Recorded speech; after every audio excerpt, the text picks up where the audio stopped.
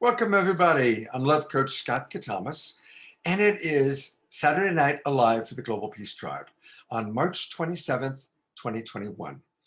I see we've already got about 70 people in our Zoom room, and thank you for waiting. I'm sorry that we're running a little bit late today, so thank you for being with us. You're like our super loyal friends and fans, and we appreciate that. And we do have a special early Zoom room show. It'll be a little bit abbreviated tonight, but please tell us your name and where you're from.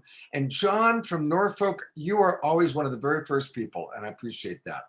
But I also see we've got somebody from Alabama, now Virginia, Ontario, Canada. So we always enjoy seeing people from all over the world now. With Unify carrying us, we've got people that come in from Australia, New Zealand, South America. So please let us know where you're from. It's really fun to see that. And I'm going to go right into introducing the woman who put tonight's show together. You've probably seen her before. This is Jan Kaplan, and Jan did a great job of putting together our first all-female show. Guess we Scott Katamas with about a dozen beautiful women. This is a good Saturday night for me. Now Jan put together a great show. It's our first all-women show, and not just all women, but all Indigenous wisdom, Indigenous elders. So Jan, fantastic job. I'm going to remove the spotlight and give you the floor for 8.5 minutes. You can introduce Joanne. Oh, thank you so much, Scott. It's so wonderful to have this amazing container that we can all join together and really share our hearts. So, you know, Joanne was instrumental in inviting all the people here tonight. So, and I think we're excited to have everybody here, and I think they're excited to see each other here tonight too. So it's a real treat. And I'm sure most of you know who Joanne is, and I don't want to take up the whole time reading her amazing Grammy award winning, all her all her 40 music awards and all of that. But you know, she's also called America's Songbird. And she also is a peace ambassador. And that is just one of the more powerful things that she does. And she comes from a long lineage. And I wanted to bring her on to talk about that lineage, to talk a little bit about the Hiawatha Institute. We don't have a whole lot of time in our pre-show tonight, but maybe she can just share a little bit about her family and what they've done and put together in upstate New York. So welcome, Joanne. Thank you so much for having me, and I'm so happy all these ladies have agreed to join us tonight to give their wisdom and their experience. Go skin and go in our language, that means greetings, and I hope there's peace within you. That's my one of the things that I love to say, because it's a beautiful implement to everyone, no matter what race, religion, or color. I mean, we are just seriously part of this earth. We belong to our earth because she gives back to us everything we need to survive. And so, being from the Haudenosaunee, the Iroquois Confederacy, who has helped to define democracy and women's rights, it's very beautiful that we're having this conversation tonight, because it was the women who decided, who chose the leaders, right? And it was the women who decided how to be the agriculturalists of the earth, and they would disseminate the food, and they would make sure that everyone was fed, and it was like a beautiful thing. So I feel blessed in that way, that I've been given the opportunity to help share the message of peace, of hope, and of love through music, and also the blessing of my ancestors, right? So in my living room, when Morley Safer was there for me during a 60 Minutes interview, he said, "What makes this land sacred?" I said, "Our ancestors are buried here side by side." That's important because we together must continue to make a better life for all those who continue after us. And that's 7 generations, right? That's where this comes from, the 7 generations. And it's a beautiful thing. So I'm very thrilled to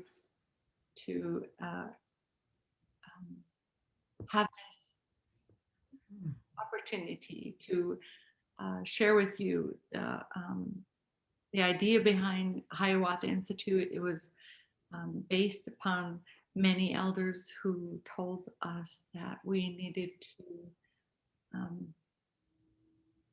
continue our respect for the earth, have a sustainable planet. We need to rebuild our communities, that we have respect for one another in the natural world. And that's what our goal and our plan is, so that people can, learn how beautiful it is in our own right, that we have this beautiful gift that we can give one another. It's through the natural plants and the animals and the songs that are sung and the beautiful ceremonies. We can retain our rituals, and it just goes on and on from there. But tonight is just a precious evening because we have these wonderful ladies who are going to give us some beautiful ideas and thoughts and their goals and aspirations, which is It's medicine, right? Everybody's wisdom and everybody's life story is amazing to me. You know, each person that I've gotten to know, talk to even briefly, you know, we all have different gifts, and it's just amazing to me that you were able, Joanne, to just pick up the telephone and call these people, and boom, here we are tonight. So I'm Nunkwa, medicine, a Nunkwa. Beautiful. And so, yeah, Joanne comes from, if you wanted to share a little bit right now about your ancestor who lived in George Washington's time, and then that'll take us into the show. Maybe just share with our Zoom room people here. Yeah, 7 generations ago, my ancestor, John Shenandoah, which means the deer, Shenandoah, he befriended George Washington, and we have the Peace Medal today that was given to him. And he helped save George Washington's army in the Revolutionary War. They brought 300 bushels of corn all the way from upstate New York to Valley Forge, Pennsylvania. And they say if it weren't for that one saving act, we'd all be speaking in British accents. But anyway, I'm very blessed to be living on the very land where he lived and died at the age of 110, and he formed Hamilton College. It's just an amazing legacy, and people don't know the history of Central New York or the history and the formation of this country, period. It's not been told. And why has not been told? Seriously, we know that, a lot of stories and history is like kind of taboo in a lot of ways. But, when I was young and I was growing up, my mom and my dad always taught me, you're powerful, you're strong, you can do this. You are, a woman, and you have this ability to be someone who can give hope and peace and love. And you can do that through music. You can do that through your voice. And I was like, wow, what a legacy. How beautiful is that? We need to nurture our children. That's the bottom line. And so, yeah, my history is pretty remarkable in a lot of ways. I feel very full of gratitude. So that's the amazing thing about all these women here tonight, is that we are all lifting each other up, And we're here to inspire each other and inspire the next generation. And that's just what I love about having everybody here tonight and hearing all your beautiful wisdom and all your stories. So thank you so much, Joanne. Thank you, Joanne. We've got to get ready for going live at 6 o'clock, but we're going to hear a lot more from Joanne, including music and a video and conversation. So thank you so much, Jan. Thank you so much, Joanne. We'll see you in a few moments. I want to welcome again everybody who's in our Zoom room. We've got 132 people right now. Let us know where you're from. It's really cool to see Minnesota, Massachusetts, all over the place that people are from. Very, very exciting. And I'm going to get ready to bring us live on Facebook.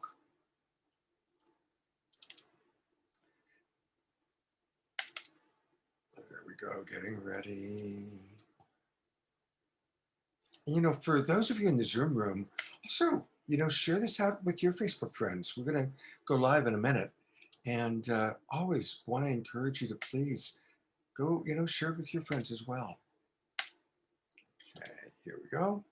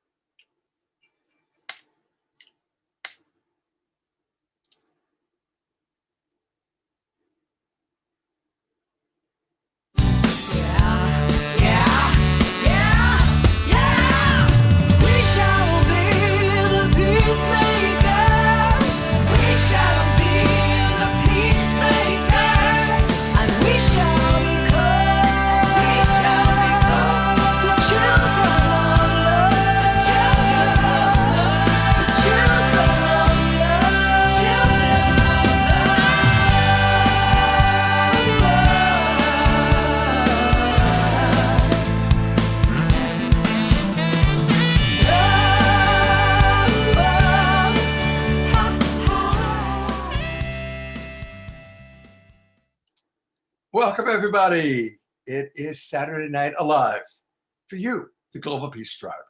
And it's March 27th, and we've got a really beautiful, very special show for you tonight.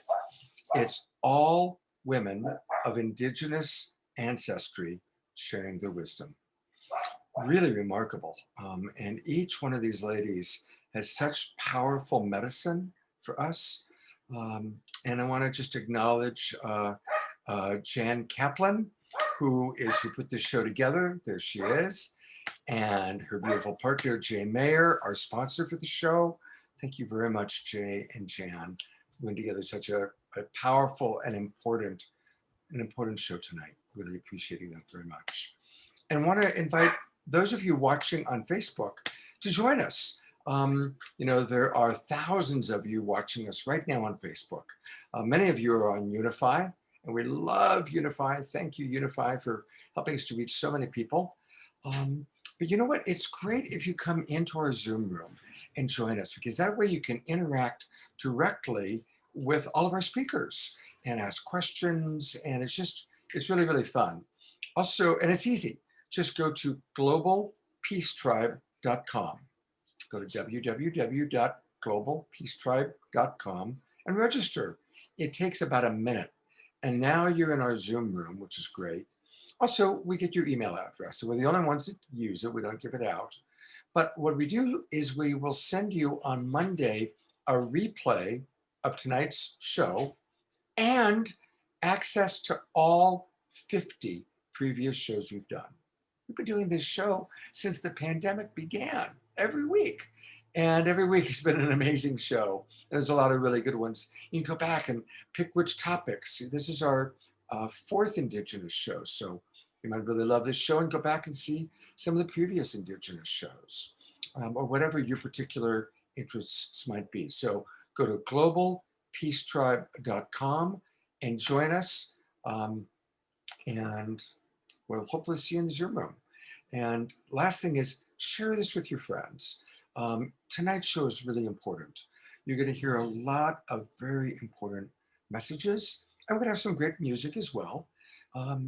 And so share it out. Pop it on your Facebook page. Pop it on any groups or pages that you're administrators for, okay? Okay? All right, thank you. And now I'm going to turn it over to my producing partner and my co-host, Deborah Giusti. Thank you, Scott, and welcome everyone to now what is our 51st show that we have produced every Saturday night since the lockdown in April 2020. And this is the last show of our winter season, which is season 4. And next week, we're going to introduce season 5, Time to Thrive. And we're going to have our first anniversary on that show as well. And thank you so much for all your donations when you register and to our GoFundMe, because we share this show with you for free, and it's your donations when you register that really help us produce a quality show for you every single Saturday night. And this, again, is going to be an amazing show. Our theme is Bridging Cultures and Prophecies Together, honoring Native American women. The show is an inspiring combination of Indigenous wisdom, but it's also honoring the end of Women's History Month. And we began the show at the beginning of the month with a theme of feminine leadership changing our world. And this show, for sure, is definitely going to continue to emphasize that truth happening in our world right now. Our presenters on this very special show include amazing humanitarians, award-winning Native American women who continue to live their lives in service to the communities, family, and the world. And we'll spend time with the Mohawk clan mother, healers, attorneys, magazine publishers, musicians, actresses, activists, and many more. Singer-songwriter Joanne Shenandoah was instrumental in creating this incredible lineup of women. And Jan Kaplan is the mastermind who curated producing this amazing show. Jan is one of our executive producers. She's a powerhouse woman in her own right. And with deep gratitude and love, I welcome Jan Kaplan now to the show. Welcome, Jan. Thank you so much. And it's really a joy to be here. You know, one of the joys of this pandemic is getting to get more involved in this show and also to make friends. And Joanne Shenandoah has turned out to be an amazing joy in my life, and I've gotten to meet all these really beautiful women through her. So thank you so much. And hey, Joanne. So am I introducing Joanne right now and telling everybody how wonderful Joanne is? I think so. I think it's a good chance for you to introduce Joanne and then the other participants tonight. Well, yeah, so you mean everybody who's going to be on the show. Yay. Joanne is one of America's and Native America's most celebrated musicians, and she's also a lecturer. She's a gifted songwriter and a Grammy winner, an Emmy nominee, and has over 40 awards. Also joining us tonight is Patricia Michaels. And Patricia Michaels is in the Taos Pueblo. I think she's there right now. And she is a renowned fashion and textile designer. And you might remember her from Project Runway. So she's going to join us tonight and share her amazing wisdom. And Susan Masten is here with us tonight. Susan is a Yurok tribal leader and a past Yurok tribal chairperson. She's also currently co-president of Women Empowering Women for Indigenous Women, which is We Win. And I love that. So thank you, Susan, for being here. We're also honored to have tonight Louise McDonald Herne. Louise is affectionately known as Mama Bear to her people. She's a Mohawk Bear Clan mother in the Mohawk Nation. And she's very active in her community, as you can imagine, with helping with rituals. And she's a leader, a big leader in her community, and we welcome her here today. So it's wonderful to have you here.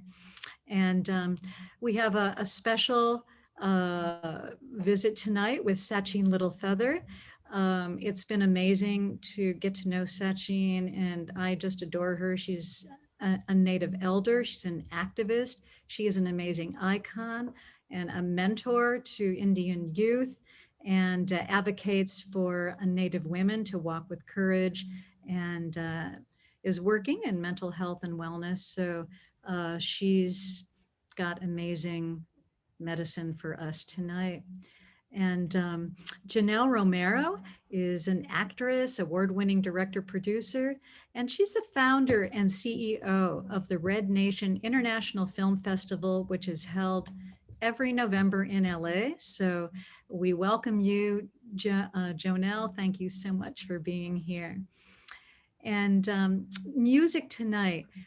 When I asked Joanne who we should, oh, and there's Michelle. Gosh, sorry, Michelle Shenandoah. Hey, Michelle is an attorney and a leader in her community and her Oneida Nation Wolf Clan. And but she's also the founder of Rematriation, which is a publication which helps Indigenous women connect back into their matriarchal lineage. So she's doing really important work in her community. So thank you, Michelle. And Michelle is Joanne's niece, but is a powerhouse all her own. Thank you. Yay. And also then we have Pura. Pura is a well-known musician, singer, songwriter. She's been involved in a Native woman's a cappella group, Bulali. You might have heard her. She's instrumental in being a bridge for Native music and helping it go into mainstream music industry. And we'll learn more about Pura. Thank you, Pura, for being here. Thank you. And Theresa Bear Fox, affectionately known as Bear, is a leader, a teacher, a mother, and a wisdom keeper. And she composes and sings in her native Mohawk language and is part of her traditional woman singing group, which I would love to try to say it correctly, but Konti Wenanahawi. Sorry if I got that wrong, but she's going to be with us and singing tonight. Thank you. So thanks, Scott. Absolutely. Thank you, Jan. And I want to honor Jay Mayer as well, who is the sponsor of the show, because he is the one that's been bringing forward the Indigenous shows every single season. So again, Jay, our executive producer, thank you so much for all that you do to bring forward these very powerful shows every season. And I want to let you know that our GoFundMe is going to go all tonight to these Indigenous women. So I'm going to put the link in the chat box, and please be generous. This money is going to help fund them for all their time involved in producing the show, but also their missions and everything that they're up to. So please be generous, and we'll be putting this link in the chat room throughout the show, and please donate to support these incredible Indigenous Native women. Thank you. All right. All right. And Jan, do you want to introduce our first full presenter? Sure. Thank you. And so Louise McDonald Herne, she's actually quite beloved by a few of these ladies who are in New York. But as Bear Clan mother of the Mohawk Nation, it's a traditional chieftainship title. And so I'll tell you a little bit more about her after this, but she's going to open us up today with a beautiful prayer. And I think we should let her open our room here today, and then we'll come back and we'll speak with her after a little bit later. Where? Sego. There's other who see us. Ne no wasn't dade. The tuna halado ne gwego ne ngwe sua. The Thanksgiving address is formerly known as the Hondagali, which in Mohawk means the words before all else. These words come from the Haudenosaunee, or the Longhouse people, which includes the Mohawk, the Oneida, the Onondaga, the Cayuga, the Seneca, and the Tuscarora. These words date back to at least several thousand years to the formation of great law of peace by a man called a peacemaker. Ungwesuma, today we have gathered and we see the cycle of life continue. We have been given the duty to live in balance and harmony with each other and all living things. So now we bring our minds together as one, as we give greetings and thanks to each other as people. Yukitnistan Huja, we are all thankful to our Mother, the Earth, for she gives us all that we need in life. She supports us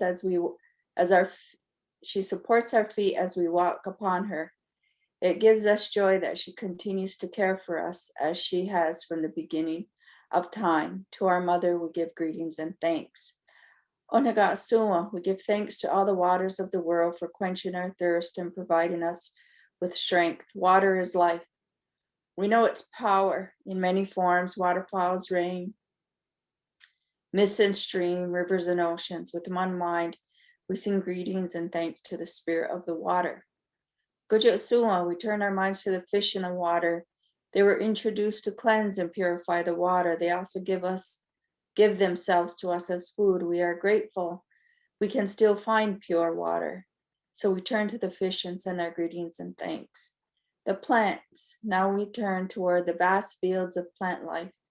As far as the eyes can see, the plants grow, working many wonders.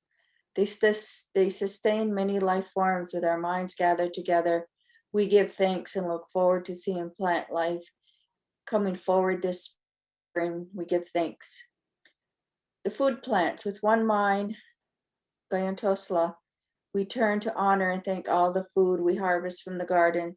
Since the beginning of time, the grains, vegetable, beans, and berries have helped the people survive.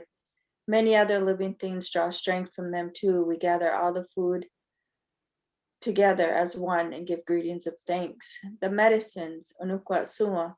Now we turn to all the medicine herbs of the world. From the beginning, they are instructed to take away sickness. They are always waiting and ready to heal us. We are happy they are still among us, those special few who remember how to use these plants for healing with one mind.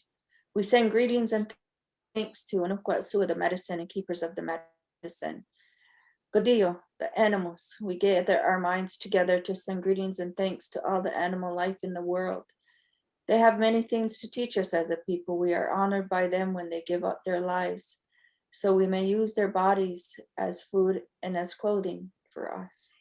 We see them near our homes and in the deep woods. We are glad they are still here, and we hope that it will always be so. Now our minds are one.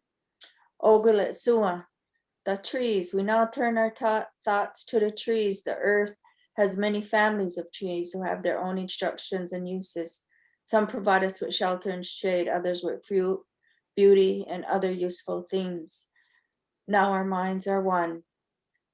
Ojitangua, we put our minds together and we give thanks to all the birds who move and fly above our heads. The Creator gave them beautiful songs. Each day they remind us to enjoy and appreciate life. The eagle was chosen to be their leader. To all the birds, from the smallest to the largest, we send our joyful greetings and thanks. Gayeli Nigawalage, the four winds. We are thankful to the powers we know as the four winds. We hear the voices in the moving air as they refresh us and purify the air that we breathe. They help us to bring the change of seasons. From the four directions they come, bringing us messages and giving us strength. With one mind, we send our greetings and give thanks to the four winds. The thunders, our grandfather, the thunders. La Diwela, Sitisutugua. Now we turn to the west where our grandfathers, the thunder beings, live. With lightning and thundering voices, they bring with them the water that renews life. We are thankful that they keep those evil things made by Okwizala under the ground. We bring our minds together as one to sing greetings and thanks to our grandfathers, the thunderers. Our brother, the sun, Chiduwachi Agyokenekagalakwa. We also thank him. Each day, without fail, he travels the sky from east to west bringing the light of a new day. He is the source of all fires of life. With one mind, we send greetings and thanks to our brother, the sun. Yeti sotagu, yeti sota suntoneka galakwa. We give thanks to our oldest grandmother, the moon. She's the leader of all women.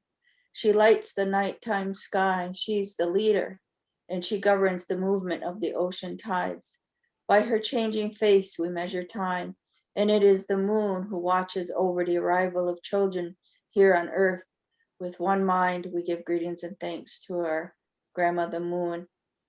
The stars, Yojistokolunya, we give thanks as they spread across the sky like jewelry. We see them in the night, helping the moon to light the darkness and bring dew to the gardens and growing things. When we travel at night, they guide us home.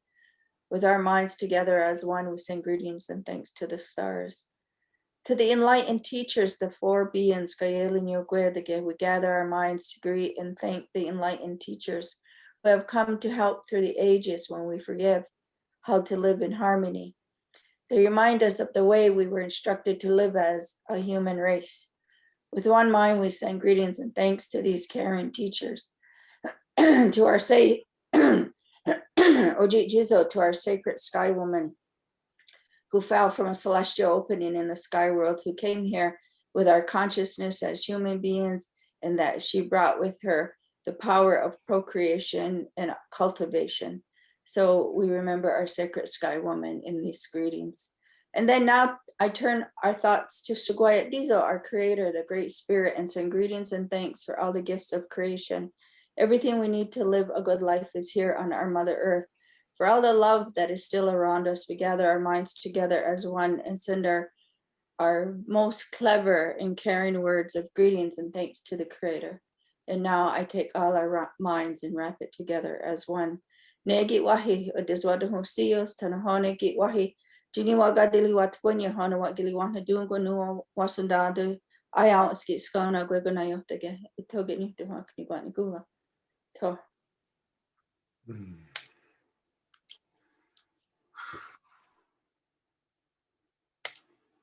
Thank you very much. Just going to gallery view, actually, we can just see all the amazing souls that are coming together to present this. And thank you so much, Mama Bear, for bringing us into a sacred place. And I know that our audience watching is also dropping into that beautiful place where we can be receptive and to receive from each and every one of you. We, of course, traditionally start our shows with some music, and Joanne is, I'm not seeing her, and she's supposed to be our first song. There she is. Hi, Joanne. Yeah, I'm actually being filmed as we speak for a documentary because I've just been chosen as one of Central New York's foremost remarkable women. And I'm like, okay, what I have to do now? What's next? Well, I'll give you a minute. This is where you play a song to get us going, get the energy moving.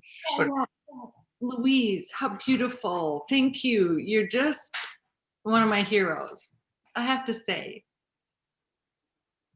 Really, you are. You are just a beautiful spirit, beautiful soul.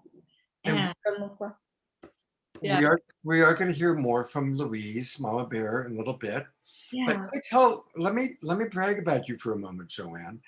For those of us who don't know, or the people who don't know about you, I do want to just give you bio, and your documentary person can capture this perhaps. Joanne is one of Native America's most celebrated musicians and lecturers. She's a gifted singer, songwriter, and a Grammy Award winner with 3 nominations, an Emmy nominee, and has over 40 music awards, including 15 Native American Music Awards. We're really looking at one of the, if not the, probably the premier Native Indigenous musical force in our country. But she's a lot more than a musician. She's a humanitarian. She works as a peace advocate, an earth and human rights speaker for justice, and Joanne has captured the hearts of audiences all over the world, North and South America, South Africa, Europe, Australia, Asia. and of course now the Global Peace Tribe.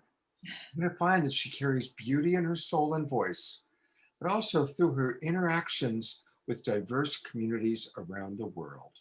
So Joanne, thank you for letting me take over for a moment to just share a little bit about you, and take it away. I am delighted tonight to have all these beautiful ladies sharing their gifts. That's the most important thing.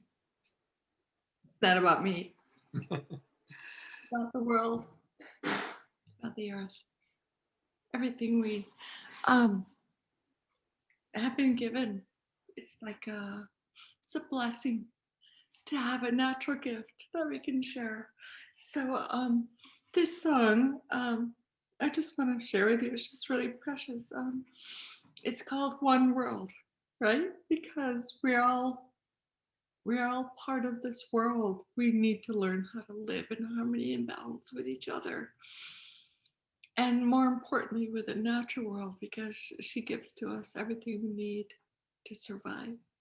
So I'm so blessed to have you all in my life.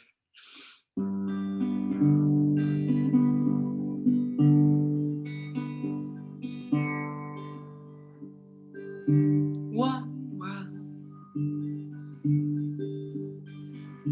one mind,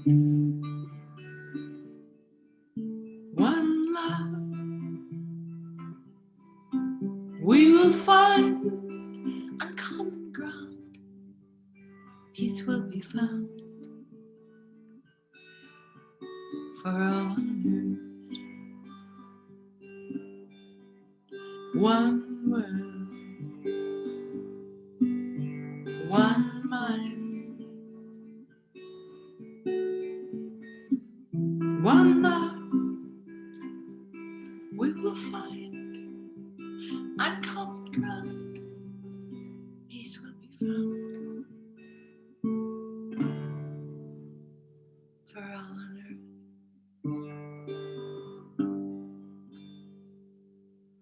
It's a small round song, but I don't want to take too much time. So, one world, one mind, one love.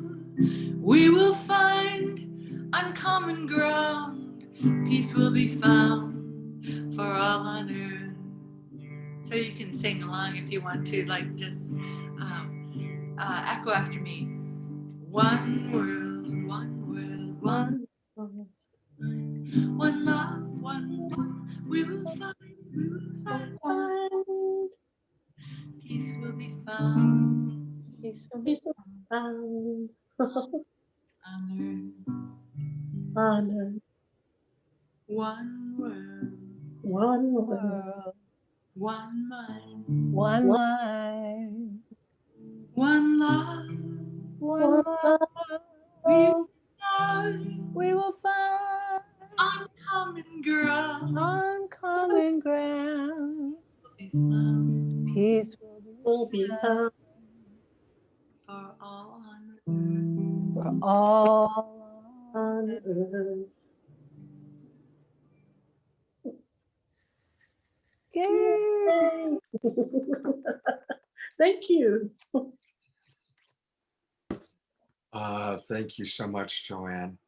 And I want to, for a moment, just kind of let people know that Joanne does have, she's very affiliated with the Hiawatha Institute. And because a lot of people didn't get a chance to come into the early Zoom room, I'm going to spotlight it and tell us a little bit about the Hiawatha Institute, Joanne. Yeah, so many of my elders and mentors, like Wilma Mankiller, my mom, Chief Jake Thomas, Chief Jake Swamp, there were a lot of people who told me that we need to really seriously consider our future, and that there's a way to provide, a path so that people can understand how to learn to live in harmony and balance with each other in the natural world. And the way that we do that would be through sharing with them how we understand the future. So this is a very beautiful concept because it's with a good mind. It's with an open mind. And when we are experiencing the difficulties in this world, with all the violence and people not knowing where they belong or what their purpose is on life, there comes a point where you say, okay, what am I doing? Does this make sense, right? So we developed a 501c institution, which took 12 years. And now we are a 501c, the Hiawatha Institute for Indigenous Knowledge. We will be sharing some of the most incredible lesson stories of how our people have survived over these generations, and how will we affect future generations. So this is like an amazing task, and it's so beautiful and so amazing. I mean, we've attained 36 acres of near Cohoes Falls in New York, which is the second largest waterfall in New York State. And it's like, it's where the peacemaker came to us and told us we could live in a different way. We don't have to have war. We can learn to live with each other, and we can understand one another with a good mind if we want to. Mhm. So that's the beauty behind what we're doing, which is so amazing. Beautiful. Thank you, Joanne. And of course, again, a reminder, everybody, that the money we're raising tonight on GoFundMe is going to be shared with all of these women. So the portion that goes to Joanne, of course, go to the Hiawatha Institute. And let's be generous. Let's support these amazing women, these amazing activists. And later in the show, I'll read the names of the people who have contributed. I always enjoy doing that. And of course, you can contribute anonymously if you prefer. But it's always fun, and every donation is appreciated. $5, $500, $5,000. It's all appreciated. $100,000, I don't care. Exactly. There you go. It's money, right? But in the long run, we have to love and learn to enjoy one another as human beings, and where we are, and how our children will continue to be inspired. Thank you. Well, speaking of inspiration, we saw her provide the opening prayer, but to introduce Mama Bear a little bit more, here's a short video.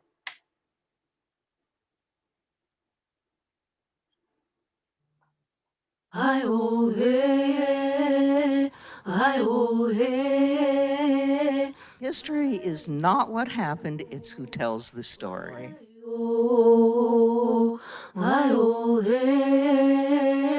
These women had to see something that told them that it was possible. My grandma would say, we're not feminists, we're the law.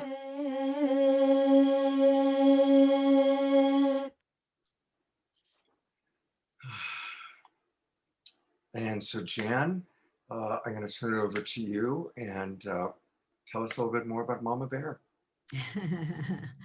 Well, Mama Bear comes from a long line of leaders. The chieftainship title, I guess, has been in your family, I would say, for 100 years. And Mama Bear is a ceremonialist in moon-based rituals, as well as a leader and conductor of the Moon Lodge Society. And so the film clip that you saw is a recent movie that was made that she stars in, and it's a PBS documentary called Without a Whisper. Dr. Sally Roche Wagner invited Louise to be in this movie. And it really is a movie you're going to see. It's going to change history as we know it. And I think that is some of the most incredible information that I've seen in a long time. And you're such a big, huge part of that, Louise. And I'd love for you to share a little bit about that and what it means to you to be to have this platform for the movie and your people.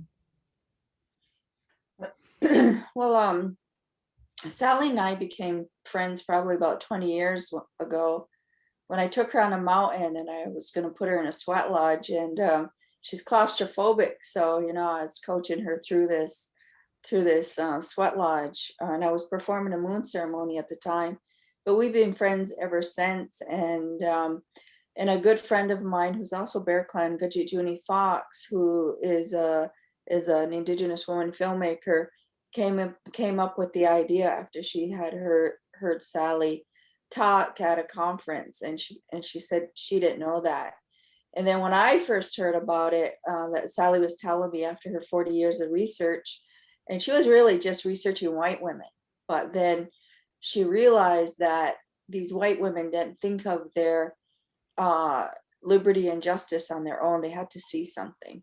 And what they witnessed was my grandmothers, Joanne's grandmothers, Bear's grandmothers, already exercising absolute sovereignty and autonomy over their own bodies.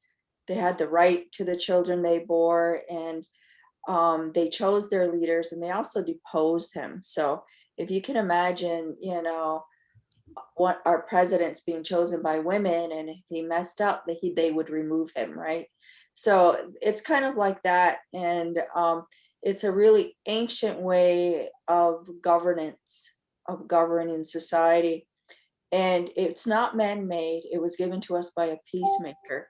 And it was to legislate the separation of power through our clan-based system, and to also to be able to deliberate and to ratify laws within our society. And women had a huge political voice within that. And so we always talk about the span of a hand. One leader cannot stand by himself. He has to be followed by, there's the chief, your clan mother, your nephew, a male faith keeper, and a female faith keeper. So one leader has 5 people at his side all the time to govern that one title. And the title I represent, where I stood up a chief, is Dehanat Galina, and we've been in our position for about 15 years now. My mother was a clan mother, my grandmother was a clan mother, so it's a matrilineage. It follows the mother's line, and it's a maternal order, not patriarchy. So it's the exact opposite of what everybody knows, how the world is governed. So this is a real ancient system, and through this movie, all of a sudden, it floated back to the top again, and it has visibility. So it's a hidden history. It's a hidden history. And, I'm really proud and honored to be part of the film.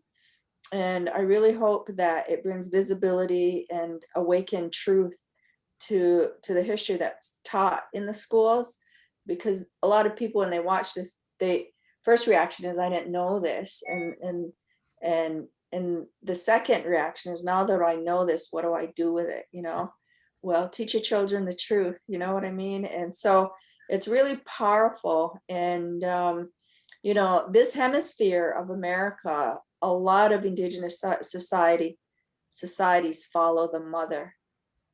So this is a matrilineal based hemisphere, but then it got overtaken by colonization and the colonists, and we have what we have today. But the underlayer is that there still exists an Indigenous reality that never went away.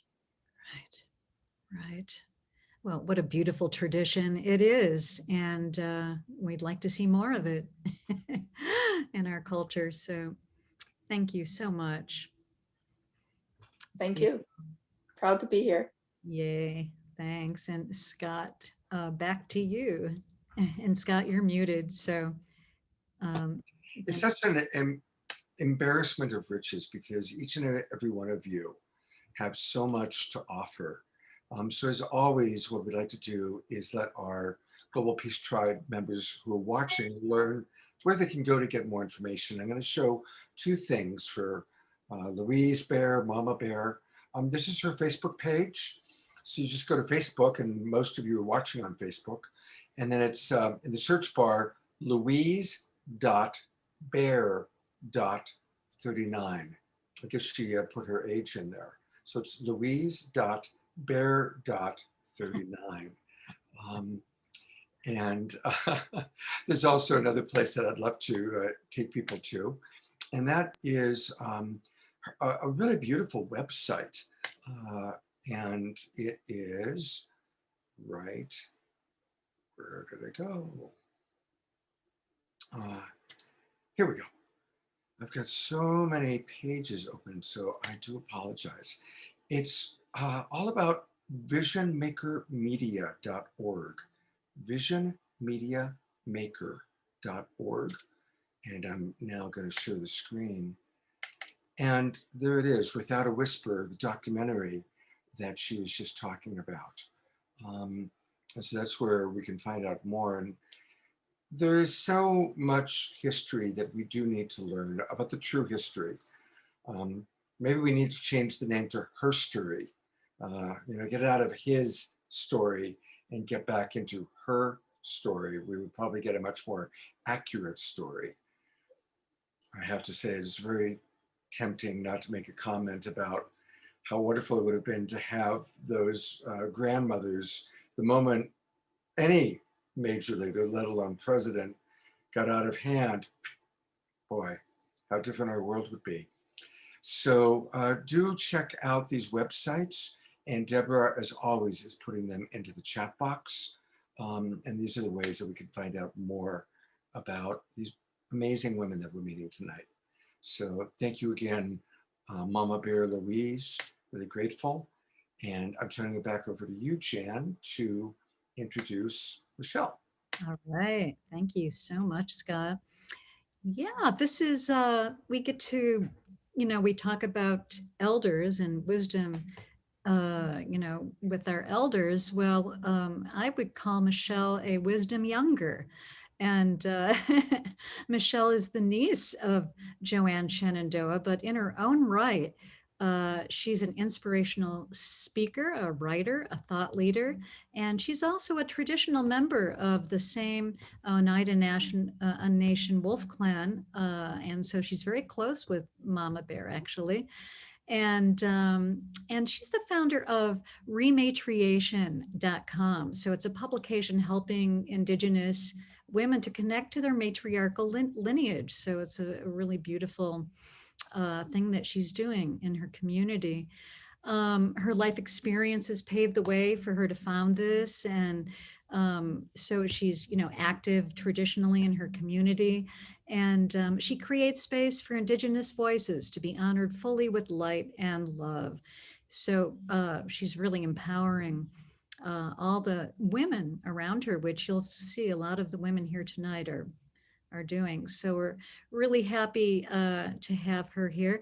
Also, were you involved, Michelle, with the movie Without a Whisper? I'm not sure, but you weren't. Okay. And I made it. But I wasn't involved with making it, no. well, you know, of course, the people who made the movie, though, right? Yeah. Absolutely. And so Michelle's very, very active in consulting. She and her husband have a consulting firm, and they help people in their communities and through other tribal governments across Turtle Island, which is America, I guess another word for the US. And she studied facilitation and healing methods in a variety of traditions, and does a lot of work for nonprofits, including the American Indian College Fund and Children of the Earth. So, and also you're a current board member of the Everson Museum of Art. And I guess I could go on and on. You're also a board member of the NAMMYs, which are the sort of Native American Music Awards.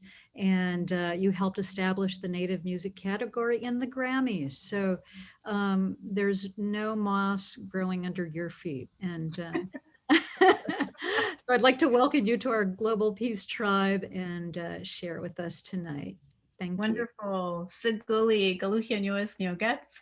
I'm Michelle Shenandoah. My Oneida name is Galuhia Nuas, which means she's fond of the sky. So you can have the sky with me tonight and thinking about our ancestors. And certainly, you know, I have been empowered by all of the women in my life who, you know, include my aunt and my mom and Mama Bear, but the long lineage of women that we descend from, which literally take us all the way to another place in the universe within the stars. And so as Haudenosaunee people, you know, our creation begins with a woman. And it is the story of women throughout history for our people that have brought forward life and that have brought forward movements and that have brought forward ways of governing and existing and being. And you know, I'm just really, really grateful and honored to be here tonight within this room full of sisters. I'm really thankful to be here and also thankful to the Global Peace Tribe for hosting this event tonight. So thank you so much. And, you know, speaking of, you know, our celestial knowledge, there's certainly lots of prophecy around the world. And one of the things as Indigenous people that we, you know, are very aware of is that we are living in time of prophecy. And this is the time and space that we're in. And we're very fortunate as humans to be able to continue to connect with each other in this way. And I think it's also really helped to bring forward a lot of knowledge that normally maybe wouldn't be shared among people around the world. So I'm, you know, again, thankful for the space and for the wisdom that's being shared tonight. So for the words that Mama Bear shared earlier about bringing our minds together as one, this is how we live our lives. This is our daily way of practicing of how we live and always giving thanks for that which gives us life. And with that is women. And women are our life givers and are in our ways of life and hold an elevated space within our matrilineal cultures because life is so sacred and life is so precious. And that's exactly what we're to protect. And all of what we do is to give thanks and to give thanks for this life that we're given. Thanks for the waters that we drink. Thankful for the music that the birds, you know, bring to us every single day, and thankful to our ancestors. And so there's just so much gratitude that's there. And Indigenous peoples around the world have been sharing messages of wisdom about how to live in balance and in harmony with our Mother Earth. And we can see that human beings haven't been listening to that. We, you know, have ignored that. And now it's time to listen to that Indigenous wisdom, to come back into those spaces of understanding what it is to have peace and live in balance with our earth. And, you know, the lessons are really very simple: to not take more than we need and to always give back and to always make sure that there is something left for others and to think about those future generations. And so, you know, with that, my mentors, my sisters, my aunties, they're the ones who empower me. They're the ones who empower our communities because they're the ones taking care of our families and taking care of our nations. They're raising the nations. And I'm really very fortunate to call Mama Bear a mentor. And I'm really thankful, for the work that I get to do with her and that I've done also with my Aunt Joanne throughout the years. And with that, a few years ago, with my work with Mama Bear, she was talking a lot about the word rematriation and what does that mean? And so I said, okay, we're going to get this word in the dictionary. It's going to have a definition. And we spent time talking about it. And she gave me all her feelings about it. And we came up with a definition of returning the sacred to the mother. And that's a process that every human being can participate. But it also is a movement that's being led by Indigenous women. And it's the voices of Indigenous women now that need to be heard, because it's those women who have kept those stories and that relationship alive for thousands of years about what that relationship is with our Mother Earth. So now it's that time to return the sacred to the mother, our Mother Earth, to our women. And it's something that all people can participate in. It's something that men can participate in because they have to be the protectors of life. They also help to usher in life into this world. But it really is time. It's time. And so I want to thank everybody for being here tonight and for coming to listen to all this beautiful wisdom that's here. You have Indigenous women from across Turtle Island who are here in this space, who have been sharing their wonderful wisdom from generations. So what you're hearing tonight are lessons from generations, from times that we can't even remember. But it's here, and I'm very thankful to be here. And so please, continue to seek out these stories of Indigenous women. I share them publicly on our platform, Rematriation magazine. You can find us. We also have a film festival coming up, the Haudenosaunee Filmmakers Festival. It's free. It's also sharing a lot of these stories and wisdom that's there. So I really encourage you to find it because it's not in your history books. So with that, yep. Oh, here's our site. Thank you for pulling it up. And you can see here, I mean, this is just so special. It's, our young mothers and their daughters and the corn has fed our people since time immemorial. She's a sister with us as well. And so thank you so much for sharing that. Here we go. Yeah, so enjoy the rest of the evening. I want to, that first website we just showed is Rematriation, Rematriation. I also want to go to your other beautiful website, which is indigenous-concepts.com. And tell us briefly about this, Michelle. Yeah, so I also provide some consulting services to organizations and groups of people that are looking to integrate Indigenous perspective and values into their organizations and the work that we're doing. So I run that with my husband as well, Neil Paulus. And so, yeah, so I have those two spaces, and also Rematriation. The publication is also organized as a nonprofit, so we provide all of our information to the public for free. Great. Thank you so much, Michelle. Really appreciate having you with us. You're a beautiful speaker. Very, very beautiful. I want to give some thanks to the people that have already donated. And a reminder that all funds that are raised today are going to go to the people you're seeing and the organizations that they represent. So it's really, really important. So I'm going to put the GoFundMe again. It's really easy. Just go to GoFundMe and put in Global Peace Tribe. And I just want to thank Penelope, Janet, Lisa, Robin, Anonymous, Sheila, Linda, Kathleen, Nisa, more anonymous, and Anthony. Thank you all so much for your beautiful donations. We're so grateful. And I just want to encourage everybody to please continue to donate. I mean, as you can see, every one of these women is doing something really, really important.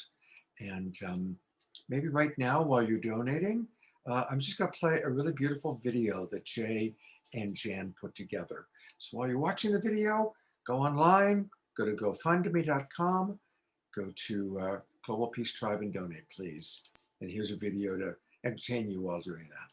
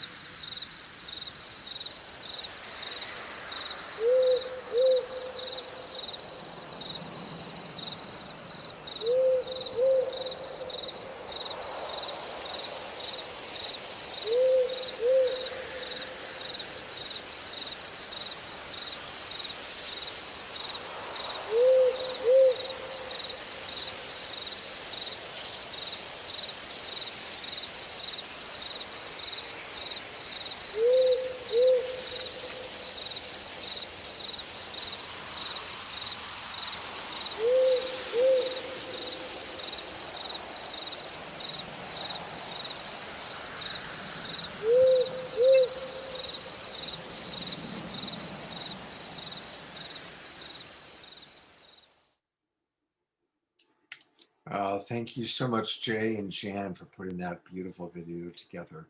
Thank you, everybody, for your donations. And I'm going to turn over to Jan to introduce our next performer. Well, actually, so I had, wow, okay, where am I, Theresa Bear Fox? Hello, and I was expecting Joanne to come on, but Theresa Bear Fox is part of Joanne's family up in upstate New York there. She's a leader teacher and wisdom keeper, and she always loved music, so this is her gift. And when she was 29, she realized that she had a gift for songwriting. So she actually writes songs in her native language, Mohawk, and she also incorporates English into her songs too. So you can find her online. And but anyways, I'd love to have Theresa offer her first song with us tonight. And then later, Joanne will be joining Theresa Bear Fox and Pura, and they're going to be talking a little bit about music. So welcome, Bear. Welcome to the Global Peace Tribe. My Mohawk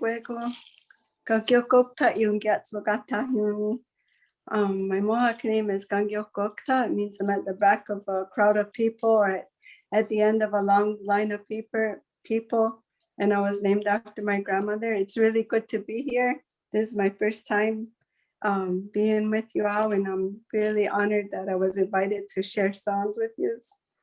The first song I'd like to share is called Gayeli Niongwedege. I always like to start out with this song. It came to me on a vision quest I went on at Mohawk Valley at Tom Porter's. And I was real worried about my kids. I have 5 kids. I have a girl and 4 boys. And I was real worried that they wouldn't be watched over while I was on the mountain. And so while I was up there on the mountain, this beautiful melody came to me, and it helped ease my mind. It helped bring peace to me, bring peace to my mind. And so when I came down from the mountain, I made this song because I felt like it was a message from the messengers, that I was thanking them to watch over my family so that no harm came to them. So that's what I asked my friend. I don't know how to speak Mohawk, so I asked my friend to help me translate what I wanted to say into Mohawk. And then, so the words are thanking the Gayeli Niongwedege, the 4 messengers from all the directions, to watch over our families so that they are safe. And I'd like to invite everyone to think of their families, close your eyes, and put a white light around them, and a white light of protection. So I hope you like this song.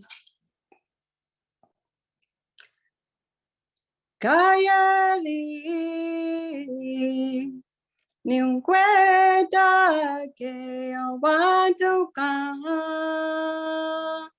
asquayana wase Sayatano nane akpajile awaduka asquayana wase Yaho, yaho, anayo, yahe. Yaho, yaho, anayo, yahe.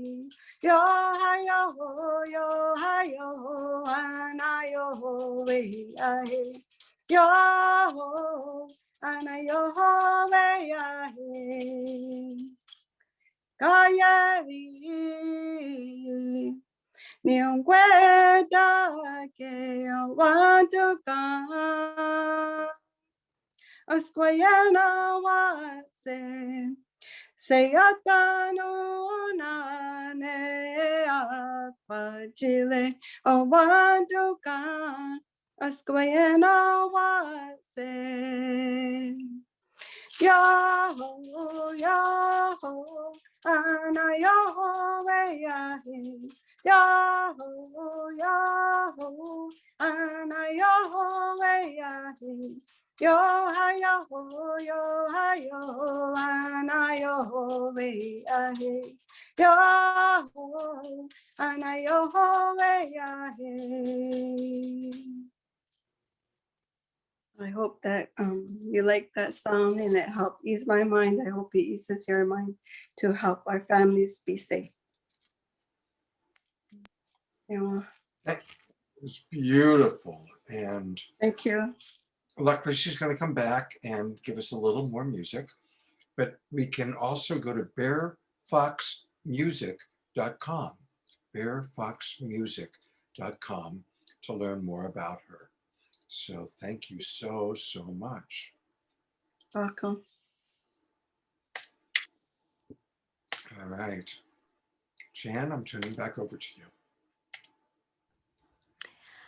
Yeah, hi. Well, actually, Joanne was going to introduce our next guest.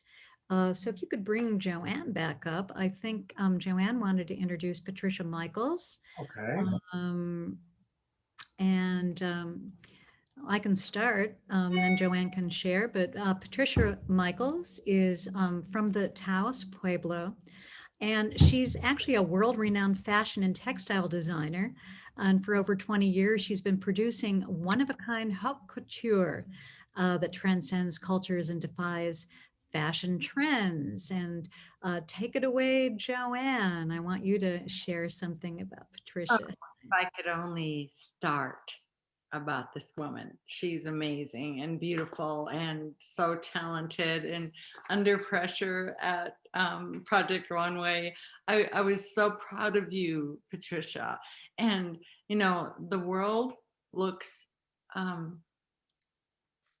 through a different eye when we see people who are rooted in their culture and their symmetry. That's who you are. You're just an amazing, beautiful spirit. And I mean, there's all this stuff I could write off about you, but I could read on you. It's just like so much that I don't know if I'm capable, but you know, you're amazing. You're an incredible inspiration to us all. I mean, because I'm a seamstress as well, as you know. I was backstage with you, you know, trying to hem dresses and such. But I have to say that I just love you, and I think you're just one of the most amazing ladies I've ever met. Really. I mean, I'm really honored that you're on the show. Tom, thank you.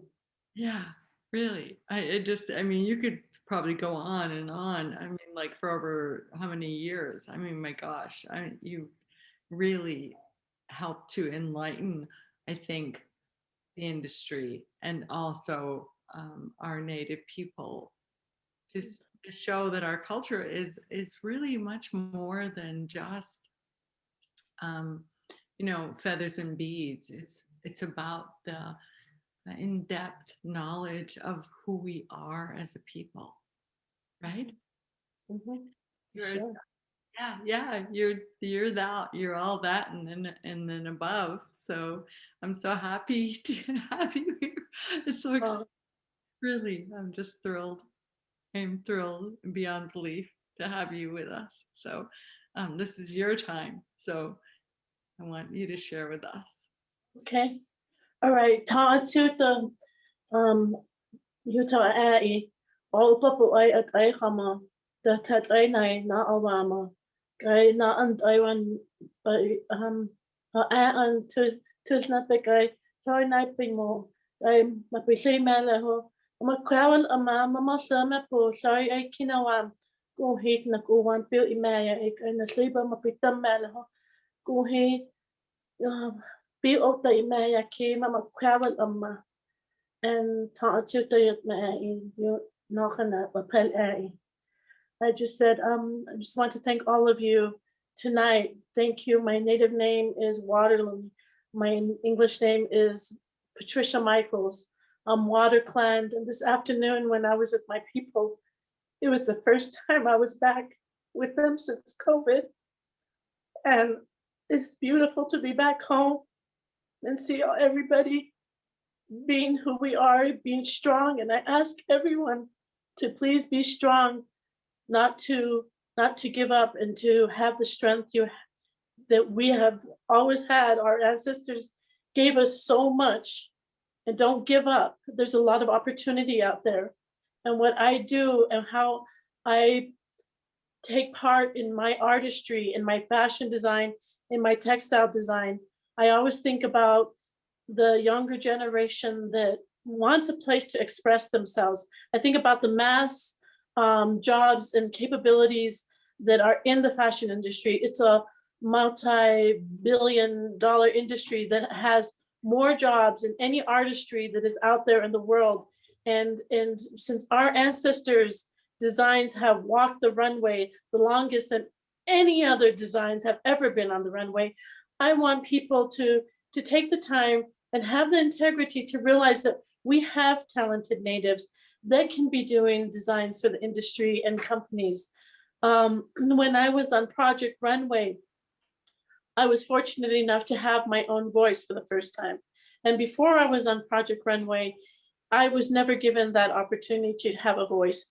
People told me in the Native communities and out of the Native communities that I wasn't Native enough. When I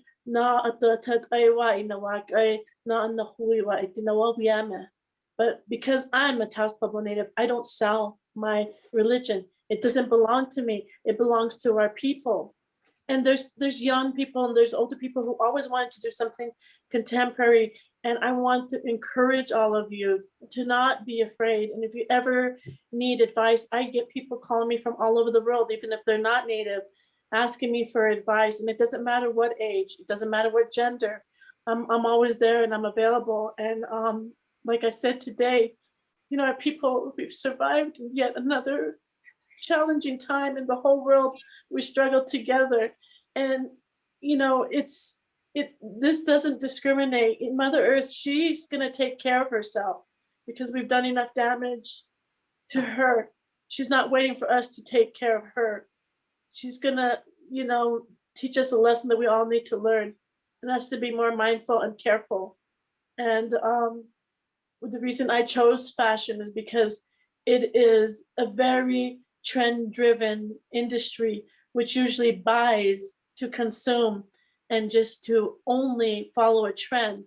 And I thought if I could challenge myself in the most shallow consumer-driven industry and have myself heard, then I would be successful as an artist. And it hasn't been easy, but I'll tell you what, I'm thankful. Thank you for all the youth that have stepped up and gone to educate themselves further. I went to college for 7 years, put myself through college, even while having a son, and I had 2 jobs while going to school, and you know, went to college in a little car, used car, and left with 2 nice sports cars. But you know, you can do it. And living at our beautiful Taos Pueblo, I do have a video that shows the pride of my village.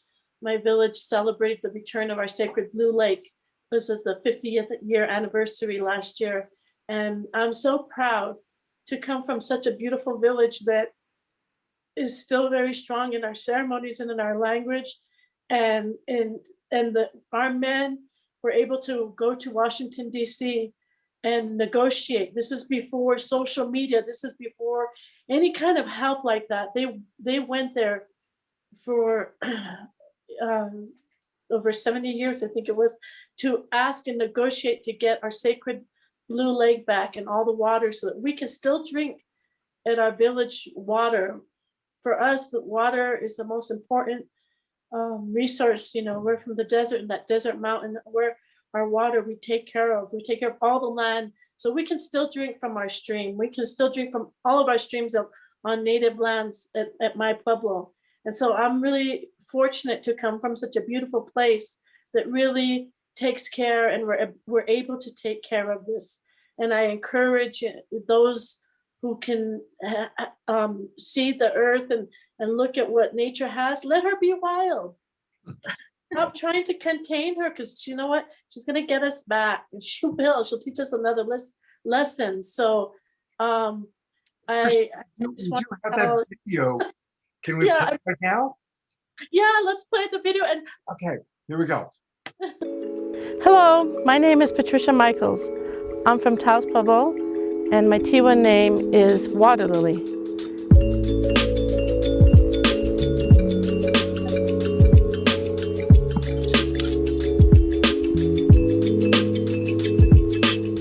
So here we are on beautiful Taos Pueblo land on my property.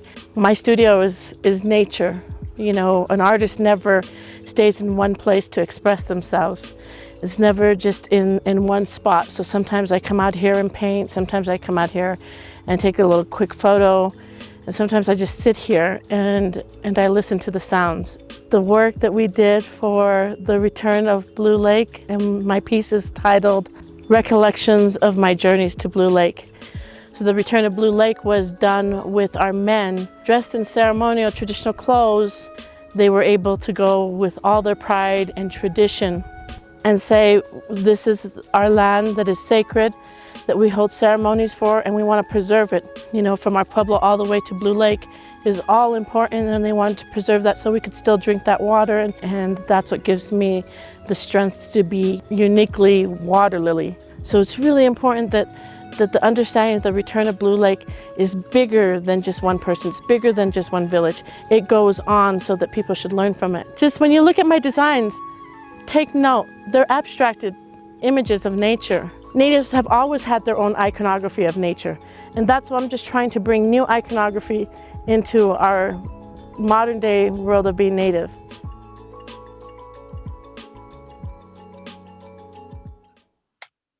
So just to close, because I know that we all are limited on time, is the videos that I've been doing have been 100% Native American produced. I have a son who does all the editing and sound and music, and then I have nieces and nephews who create the music. I have a nephew, Cameron Martinez, who does the camera, and he does a lot of the directing.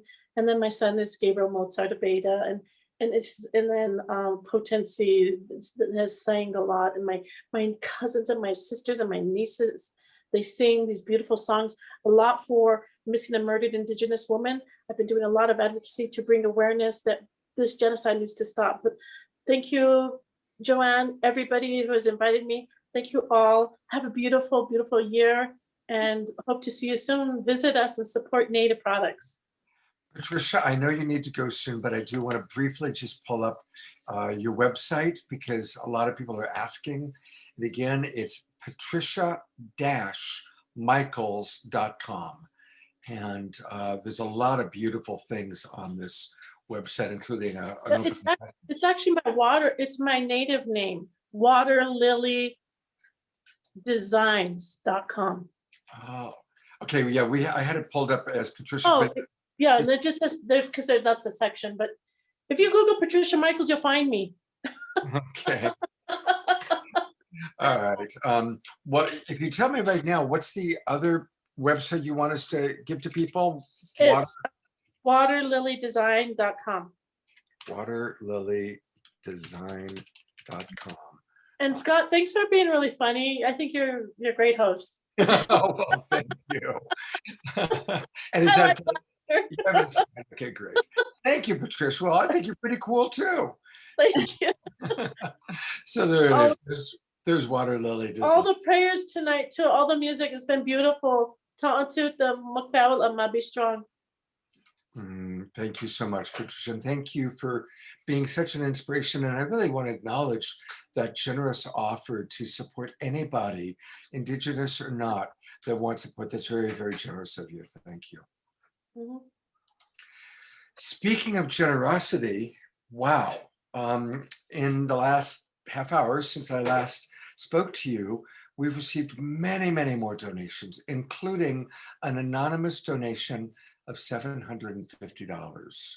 So thank you, Mr. or Mrs. Anonymous, But I also want to thank other donors. I want to thank Judith, Judy, Bobby, who's that anonymous, Annette, Wendy, anonymous, Michael, Max, Daystar, Julie, anonymous, and Penelope. Thank you all so much, and let's continue to keep those generous donations coming in to support the amazing work that all these women are doing. And I'm really proud of our Global Peace Tribe coming in and generating such wonderful donations. Thank you, everybody. I also want to, I'm going to talk briefly and then turn it over to my partner, Deborah, because we have been working quite a bit on our next season, season 5, Time to Thrive. And to kind of help you to realize just what we've put together in this show, you know, next week is our 1-year anniversary and the start of season 5, 13 more shows through April, May, and June. And we thought to kind of just motivate everybody to see a little bit of what we've accomplished. This is a short 2-minute trailer that kind of is what we used to introduce Saturday Night Alive to everybody. So we invite you to watch it. And then Deborah's going to put the link to this in the website and in the chat box and in our Facebook page, because our idea is we want all of you to register again for next season, because it's a new Zoom link. So you all have to re-register anyway. When you register, please donate generously, but also share it, tell people about it. Anyway, so to get you excited, here's a really cool video.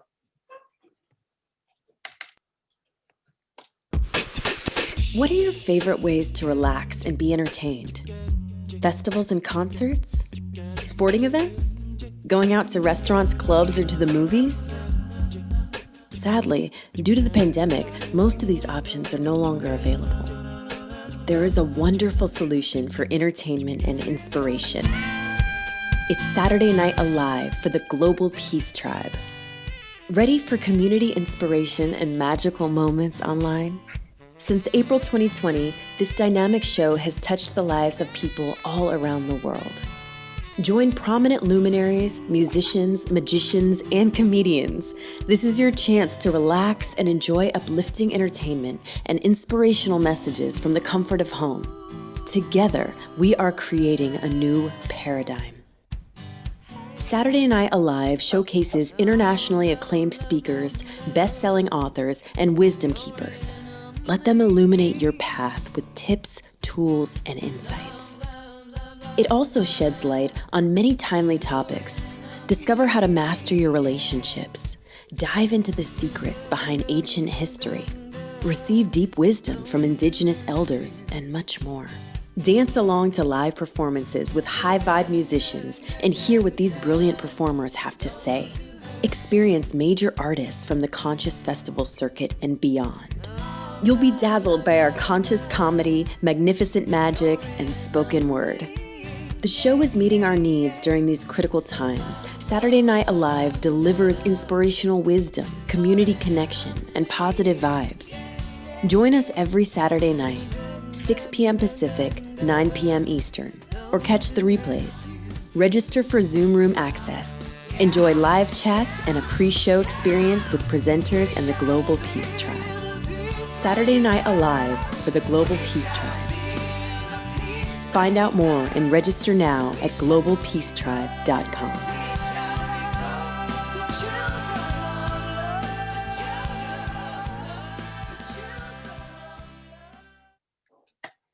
Well, I gotta say, I'm a proud papa, and here's the proud mama.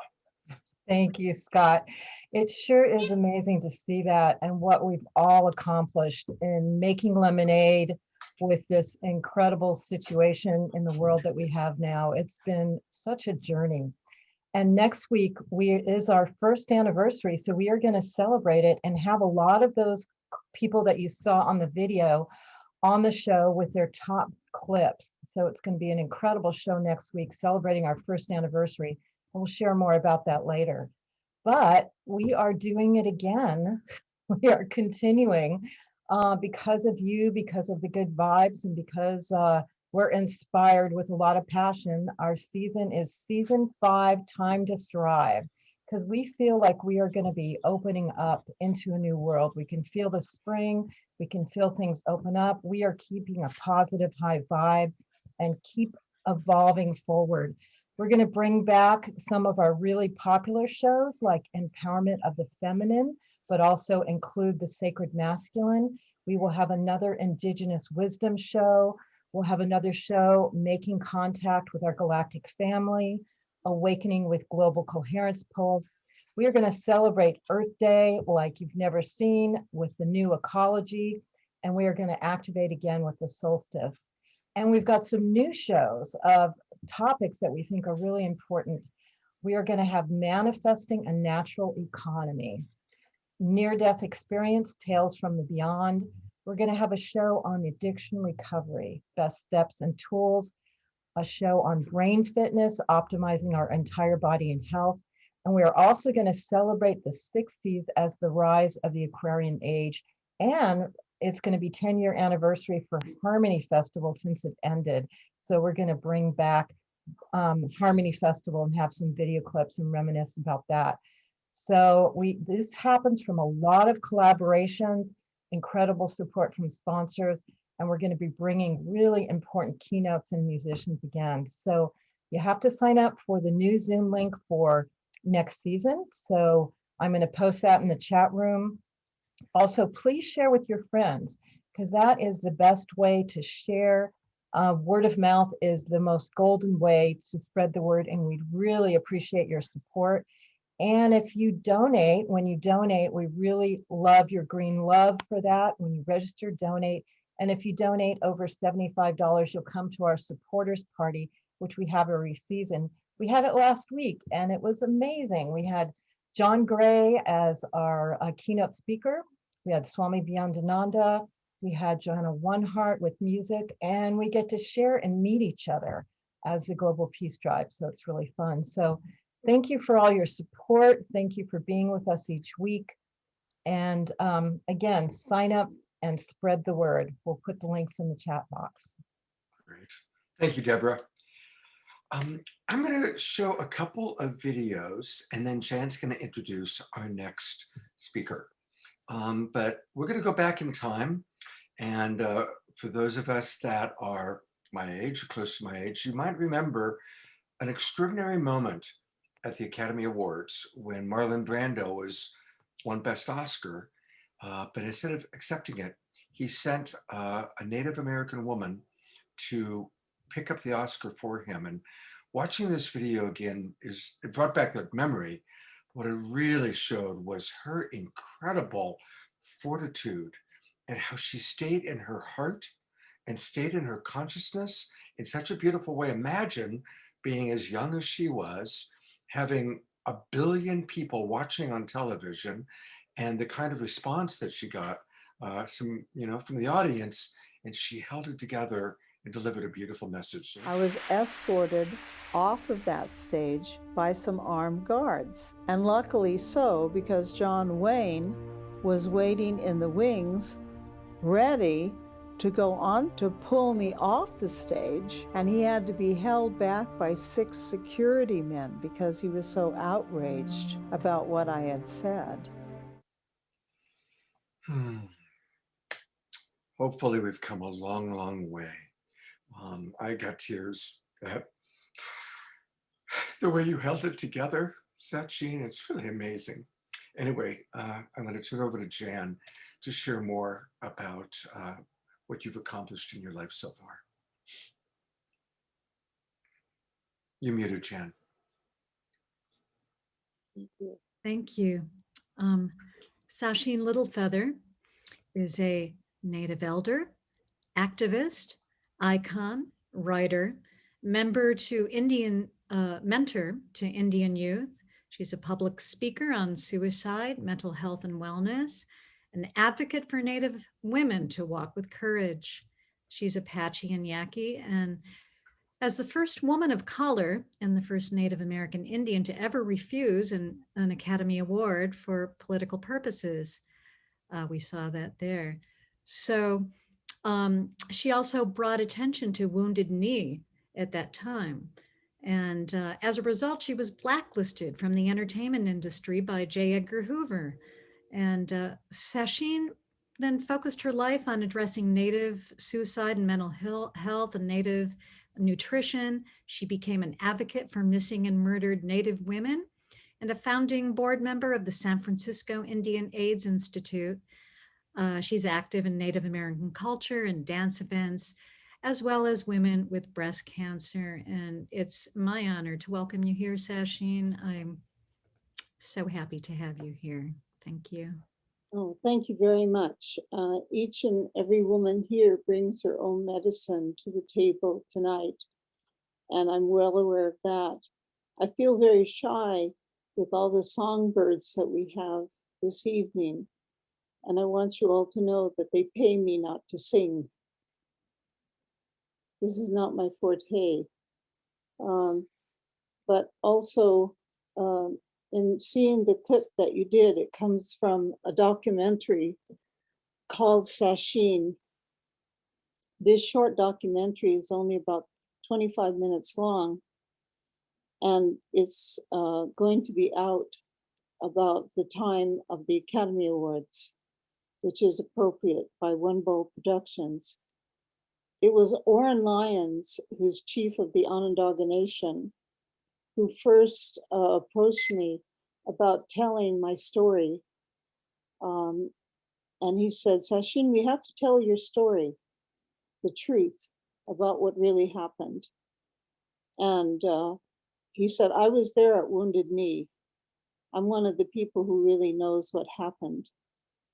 And he said, when you got up on that stage and you refused that Oscar, he said, when you mentioned Wounded Knee, he said, we were boycotted by the press around the world. The FBI did not want anybody to know that we were here. And they wanted to take us off to a place like Guantanamo Bay, where we would never be heard from again.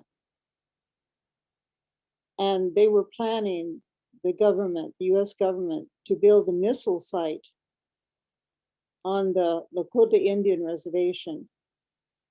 And so what you did, Sacheen, he said, saved the people there from being murdered and killed even more than what already had happened. So he said, thank you on behalf of all of us who are at Wounded Knee. Now, many people don't know that story, so I'm telling you right now. J. Edgar Hoover was very disturbed, and all hell broke loose. And the FBI came at me, and they boycotted me. They planted lies in the media about me. They said that I rented my buckskin dress, that I wasn't Indian, that I was a Mexican, that I was there to promote my own career as an actress, and so on and so forth. And even though people talked all about me on all the major talk shows like Johnny Carson and Dick Cavett and so on and so forth, I was not allowed to be on any of those talk shows, because if I did, the FBI said they would shut down their production. I was not allowed to go out and be on any films and so forth, because they said if they hired me, that they would also shut down their production. So I'm telling you the true story. So I went on with my life, and it's been a good one. It's been a good life. I want my legacy here on earth to be known that I spoke the truth. As women, we are used, as Indian women, we are used to being silenced, and we are not silenced any longer. When I look at other women, I look at all of you as us binding together as one. We are different nationalities of women, but we need to support one another as one unit together, because we walk together in this life, each and every one of us, arm in arm, hand in hand. Today, I have metastatic breast cancer, stage 4, that's gone into my right lung. And I am so-called terminal. And each day that I live is gift. Each day that I breathe air is a gift. Each day that I walk this earth is a gift. So I am filled with lots of gratitude in this latitude. And I look with a positive attitude on every second that I'm here. During the last 2 weeks, my partner, Charles, who is from the Oto Missouri tribe of Oklahoma, he developed a 104-degree temperature and he turned septic with a very serious infection. And during these last 2 weeks, I didn't know whether he would be alive or not. He also developed a very serious cancer of the blood. And we just got him out of the hospital just a few days ago. And I have been living on very little sleep, very little food, and on adrenaline and shock and tears and overwhelm. And I'm here tonight with you through the grace of the Creator, Usen, to share many of these things with you. I don't know how many days we have ahead of us, but I do know that we're going to make them good ones. I'm always used to Charles taking care of me for the last 31 years. We take care of each other. We have a lot of love to share between the two of us. Between he and I, we have more than 150 years of experience on this earth. We usually take young people into our home about once a month. And they're young people in their 20s and their early 30s. And mainly we just listen to them, like auntie and uncle. And we listen to their problems. We just play back what they say to us. And most of all, we give them love. And this is the way we support them in our community, in our Native community. And it's always been a good thing up until COVID. We always did this.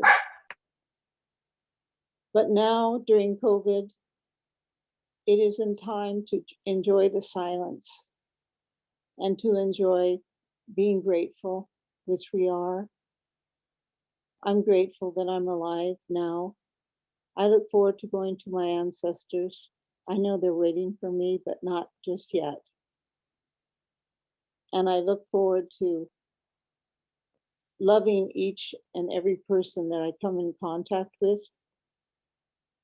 And I have learned so much about being gentle and kind and patient, and about being and praising other individuals, about what real love is all about. I've learned about taking care of myself and others, and I've learned about how it is to be patient more than anything else. So I want to thank you for this gift of time, because I know that not everybody gets it. To take a part of this precious show to share with you what my experiences are and what I think and what I do with my life. And I know that in time that we share our medicine together, and that we'll all come together in the spirit world, because that's ultimate where we're going. We won't take this body, we won't take this clothes, we won't take any of our possessions, but we'll all meet with our Creator, with one another, with our ancestors. And one last thing that I want to say is that love is the most important thing that we can share with each other. Because even if we're sick, love is the most important medicine. And that's what Mr. Charles and I have going between us, is lots and lots of love. And I think that's what keeps me going every single moment of every single day. And I know that's why he got and made it out of the hospital just this last week. And he's thrilled to be home, and I'm thrilled to be with him. I'd like to ask everyone to just Oh, send. one more thing. Please say your prayers for Mr. Charles. That's all I ask. Please pray to the Creator for Mr. Charles. Well, you and I are thinking alike, only what I was going to ask everyone to do right now is to pray for both you and Mr. Charles. And the prayer we like to use in Saturday Night Live is maximum grace for Sacheen and Mr. Charles. Thank you so much. Maximum grace. We do it 3 times. Maximum grace Grace. for Sacheen and Charles. Maximum grace for Sacheen and Charles. Maximum grace for Sacheen and Charles. Thank you. Thank you. And bottom of our hearts. people can learn more about her on Facebook. Go to Facebook and it's Sacheen, Sacheen, Break the Silence. Sacheen, Break the Silence is how you can learn more about what she's doing and follow her story. And you can also learn about the movie that she talked about, Breaking the Silence. The official trailer is there. Sacheen, you have delivered a transcendental moment for us. I know that half of us are in tears. I'm having to pull it back so that I can talk for a minute. But I'm going to turn it over to Jan and to Joanne. And thank you very much. I just want to say, Sacheen, I just love you. Oh.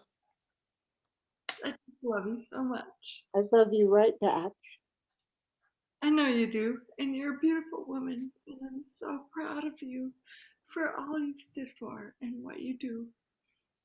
Really, thank you for joining us. So beautiful. You are amazing.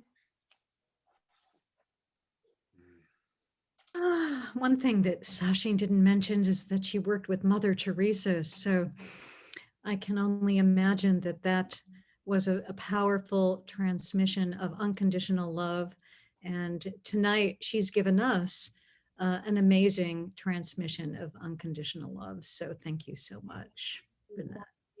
Oh, you're so gorgeous. You're so beautiful and precious. Thank you. Well, thank you. Thank you, everybody. This is amazing. And Joanne, if you can pull yourself together, I wanted to have you introduce our next musician. And Faye, who is like amazing. She's a beautiful singer. She's she's featured on Rumble. I didn't realize all her accolades. I had no idea that she was so talented and amazing. I mean, I know that, she could sing, and she just sings from the heart, and she's like a beautiful spirit. And so tonight I'm so divinely gifted to say that she was born in New York. She's a singer, composer, teacher, poet, dancer, actress, and member of the Tuscarora tribe. Pura. She studied with the ballet theater, and it just goes on and on. She's just phenomenal. So, she's on Robbie Robertson's album, and I just love her to pieces. You're just like a beautiful icon and just a wonderful lady, and I'm so honored to know you. Really. Thank you for joining us.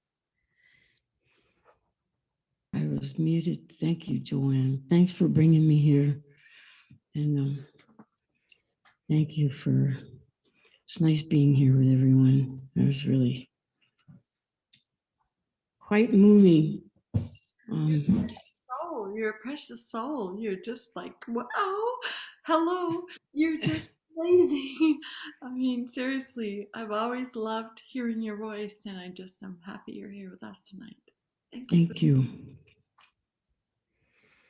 Well, I'm not going to take a long time. I'm just going to, because there's quite a few more of us, but I'm just going to sing a song called Woman Sacred, and the second part of it is called Sacred Seed. And the sacred seed part of the song comes from our cosmology, our sky woman falling. So here we go.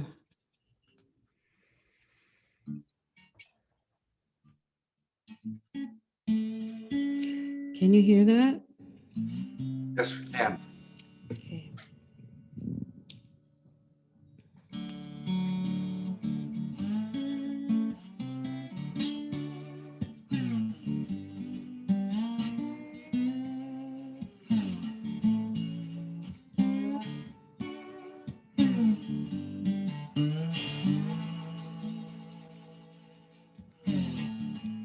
Young woman, delicate baby girl.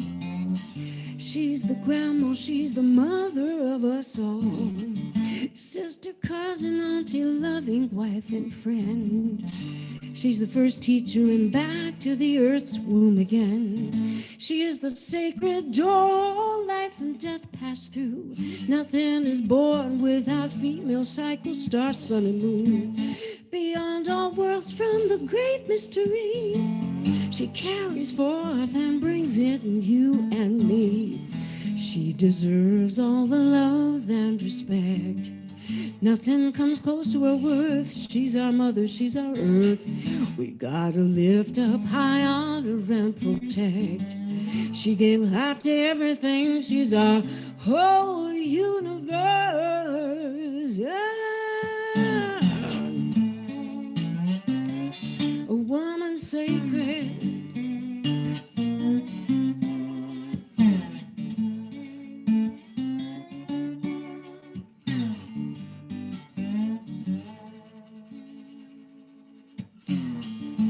You cannot cut down, change, stop, or beat what creation intended her to be. Sacred earth, sacred woman, sacred tree. Well, she's beautiful, made to give life and choice to be free. Free from war, free from hate, free from men's possession, greed, exploit, and rape. When there's enough of her to feed and free the world, we gotta take care and teach all the baby boys and girls. She deserves all the love and respect. Nothing comes close to her worth. She's our mother, she's our earth. We gotta lift up high, honor and protect. She gave life to everything. She's our whole universe. Oh!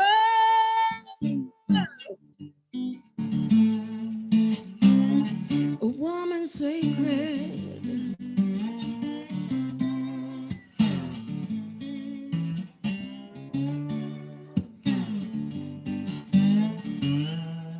Here comes the second part.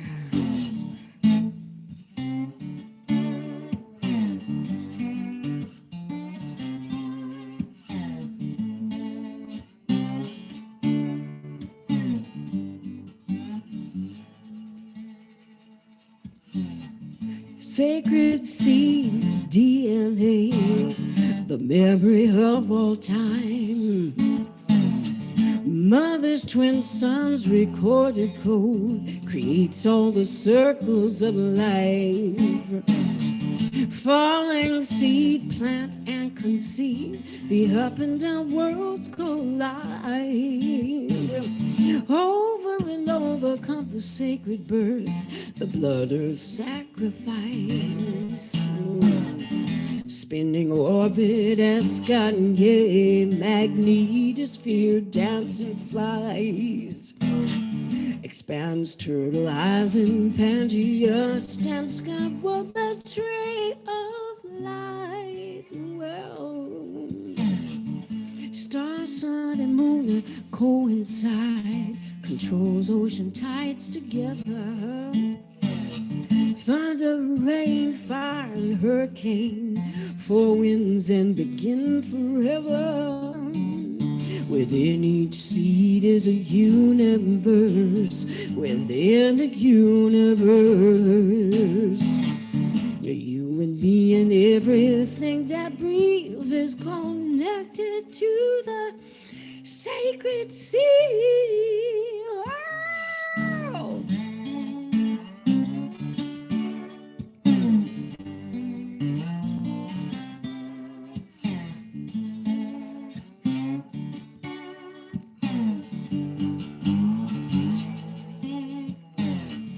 Hey mama, hey mama, hey mama.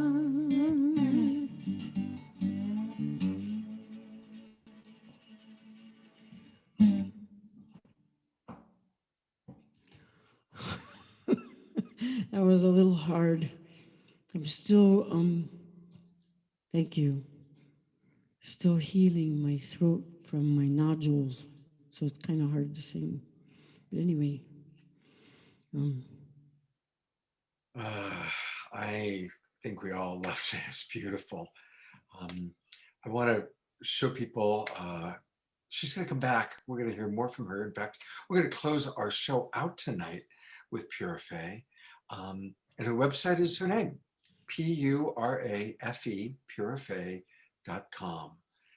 So definitely want to encourage people to go there and learn more about her and get on her mailing list and get some of her music. That's purafe.com. And thank you so much. And I actually stick around because I'm putting several of you on camera at the same time, because the idea is there's going to be a little roundtable discussion right now. So I am going to add Jan. Now let's do this. Got to start all over. We're going to remove all spotlights. And we're going to spotlight Jan, who's going to tell us a little bit about this little gathering of conversation that's going to happen. I'm so excited because I love music. I don't know about you, but music is medicine. And we have three beautiful, is Theresa, is Bear there somewhere? Love to see her. Camera's not on, but she's supposed to be joining us. So yeah, I texted her and such, but you know, and Joanne gives lectures at universities about medicine, music is medicine. But when I asked Joanne about who she wanted to have on the show with us and to sing, and so she invited Pura, she invited Bear, and she thought, what a great idea to have the three of us, or maybe the two of us now, maybe Bear will jump in here, but just talk about how important music is, not only as as medicine, as a gift that is truly given, but sharing it and using it in your community, and using it to inspire people, and I'd love to just have them, I want to get out of the way and have them talk about how important music is in their traditions, their different traditions, and together. Thank you. I just want to say thank you to you beautiful ladies, Pura and Theresa, to Bear, to come on the show tonight, because we know the beauty of music is just the one amazing blessing that just fulfills us, right? That's who we are. Somebody said you can't do music. I'm sorry, but no way. I mean, I can't go there. But I just am like thrilled that you're both on the show tonight, and I love you both. And whatever you want to share, I'm happy to like talk about it. I just am. It's a gift, a serious gift. And when we're young, and Haudenosaunee way, we are given gifts, and they say that if you don't utilize those gifts, then you're kind of blocked in a sense, you know. So I'm really happy that you're here, and I want to hear your as well. So I mean, it's not about any one person, or it's not about ego, because we all know the stories of that. It's about how we embellish our soul in our life to the next world, to the next generations, to our children, to our babies, all our grandbabies, all the lovely, the way it makes us feel, right? It's so Yeah. beautiful. I'd like to say something. Because now I'm living very far away from my home in North Carolina. I live way up north in Saskatchewan. And I live amongst Cree, Métis, and Dene people. And I'm raising a bunch of little children. And with my husband, this is his family. But recently I've been asked to come into the schools and teach singing and bringing a drum. And it's very different here than where I come from, where we come from. And, you know, one principal came and talked to me, and it's a woman, and she said that a lot of the young women there are having a hard time. They want to sing and they want to play drum. And a lot of the elders or some of the different people there, the men, are telling them that they cannot. And there are some things that need to change, and there are some things that need to be reminded of where drums come from and so forth. But just more important than anything, it's that it's part of our spirit and our breath. And it's like breathing, it's like praying, and we need to have that connection. And the youth really need to be able to sit together around a drum. So my husband helped me make a drum. It's a big drum. It's not like a powwow drum. I really wanted it because I wanted to have a drum for canoe songs and some women's songs and so forth, and for the girls here that I'm raising, so they can sit together, all the kids sit around the drum and play. Anyway, he helped me make it. It's a beautiful drum, and it's all 13 moons and it's a grandma drum for sure. And so he brought it he got me to work there at the school, so we brought it in, and we taught like 5 different children's classes, and it was so beautiful, and they all connected immediately. And it's a teaching tool as well, because of the way we made it, all the stories are in it and everything. So basically all I'm trying to say is that it is very important that we provide song for our youth and for the girls as well as the boys. And I can understand when they hit that puberty age where it's okay, you know, they would separate and so forth and have their own drums, whatever the rules are. And but everyone should sing. Everyone should sing. Yeah. I understand that too, because our women's group too, we have a drum and we're told we weren't supposed to sing. But it felt so good, like it doesn't feel wrong at all. Like it all lifted our spirits and it connects us all. So it just felt so good. And it was like medicine for us. It raised our spirits, our spirit fire. So yeah, I that has to change too. I think that the women should be encouraged to use the drum and teach, because it's such a good teaching too, you know, for the medicine for the kids, you know. And the sounds that I make too are like helping to keep our language, because I put a lot of language into the sounds when I go to schools to teach. That's what I like to teach, those sounds, because it's a way of hanging on to our language that we're losing And it's a way of keeping our, like how you have the stories and the songs too, the stories and the words and our language. It's so important, our culture. Good messages. So a lot of good medicine. Yeah. Mm. I'd love to ask a question, which is for each of you, if you could share a story of overcoming obstacles, overcoming prejudice. Because I think that that's an important and inspirational, and I'm just throwing this at you, we had to discuss this in advance, but clearly you both have achieved some significant success, and clearly you've had to overcome a lot of prejudice and obstacles. So I'm just wondering if either of you would like to share a story about that. Go ahead, Bear.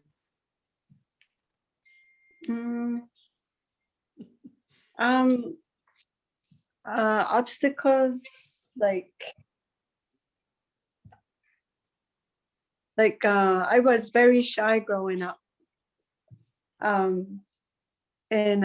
Like we lived on this long road coming in, like I was, a stranger would come in our house and I would hide behind my mother and wonder who that was, like until they start talking to them and stuff, that I felt safe to come out behind my mother and then be able to, okay, we're in a safe place, like if a stranger comes in our house and like just so shy, and no one could understand that.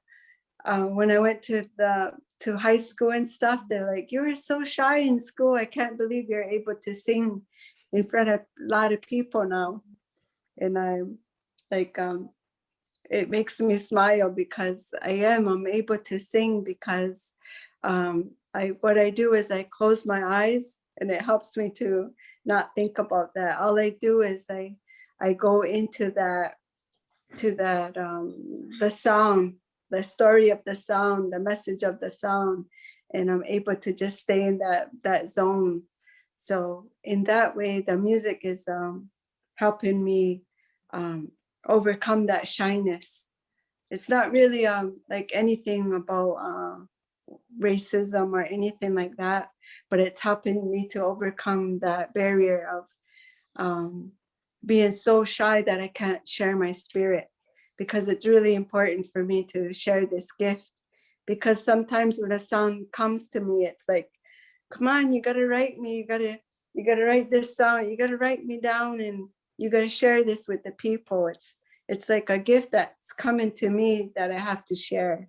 It's not something I can hide, it's something I'm supposed to share with everyone. So yeah, I hope that's That's perfect. It's hard for me. Yeah. And we can, to overcome the shyness and to be able to express so beautifully, that is a perfect example. Thank you so much. You're welcome. And Pure Faye, anything you'd like to add? Oh, mine probably is too dark, but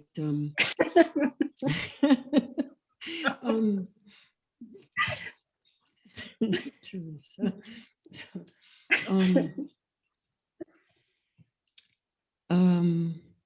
Well, I mean, I grew up in a house of two very extremes. My mother, who was absolutely a beautiful person, who loved me, and all of her family, my mom's side. But then I had my stepfather, who was he was a monster, and behind doors he did horrible things to me, like for years and years. So it's taken me all of my life to get to a place where I feel normal, and probably my message with that is that we can all overcome anything. You really can. You can overcome anything. And it's really, not sure what words to use, but things that happen to you you yourself, each person is holding that gift of life and truth and light and all of that. That's what we're made of. And anything that's thrown on you, that can't take that away, because you're still alive. You still have that. You're always that. And you just have to know that you can overcome. You just take that stuff off. It takes time sometimes, but it's just about believing in yourself and knowing the truth. And I think that's my message. And music is what really helped me. So, and being with lots of people and women, all my sisters that I sang with for years, and yeah, okay. But no, beautiful. Thank you both so much for sharing. We are going to move forward. We're going to hear from both of you a little bit more later on in the show. So thank you.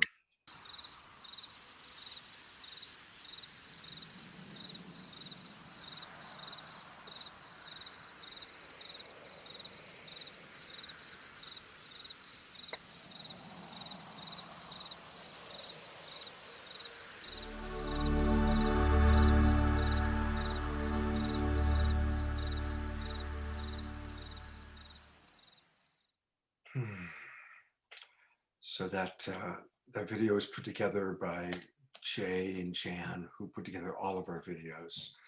And this is our Global Peace Tribe announcements sequence. And because we have so many videos, I'm actually not going to show the video for that right now, but I do want to, once again, I want to thank Janice Kaplan for the amazing job she's done putting this together. I think she's texting Joanne right now to find out if Joanne was abducted by aliens or what happened to her. And I'm putting the spotlight on Jay. And again, Jay, thank you so much for all that you do.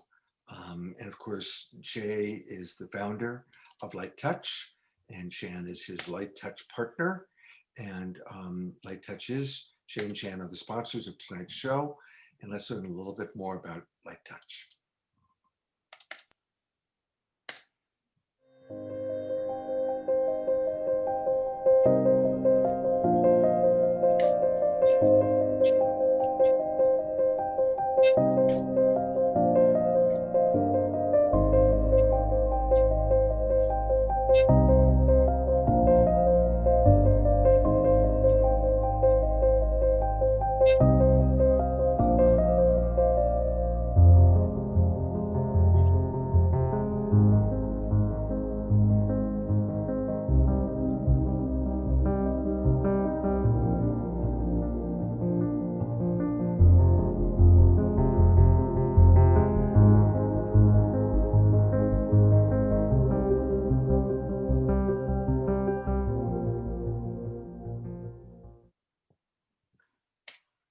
And that really is learning about Light Touch, because all of those words, angels, avatars, ancestors, are precious to Jay.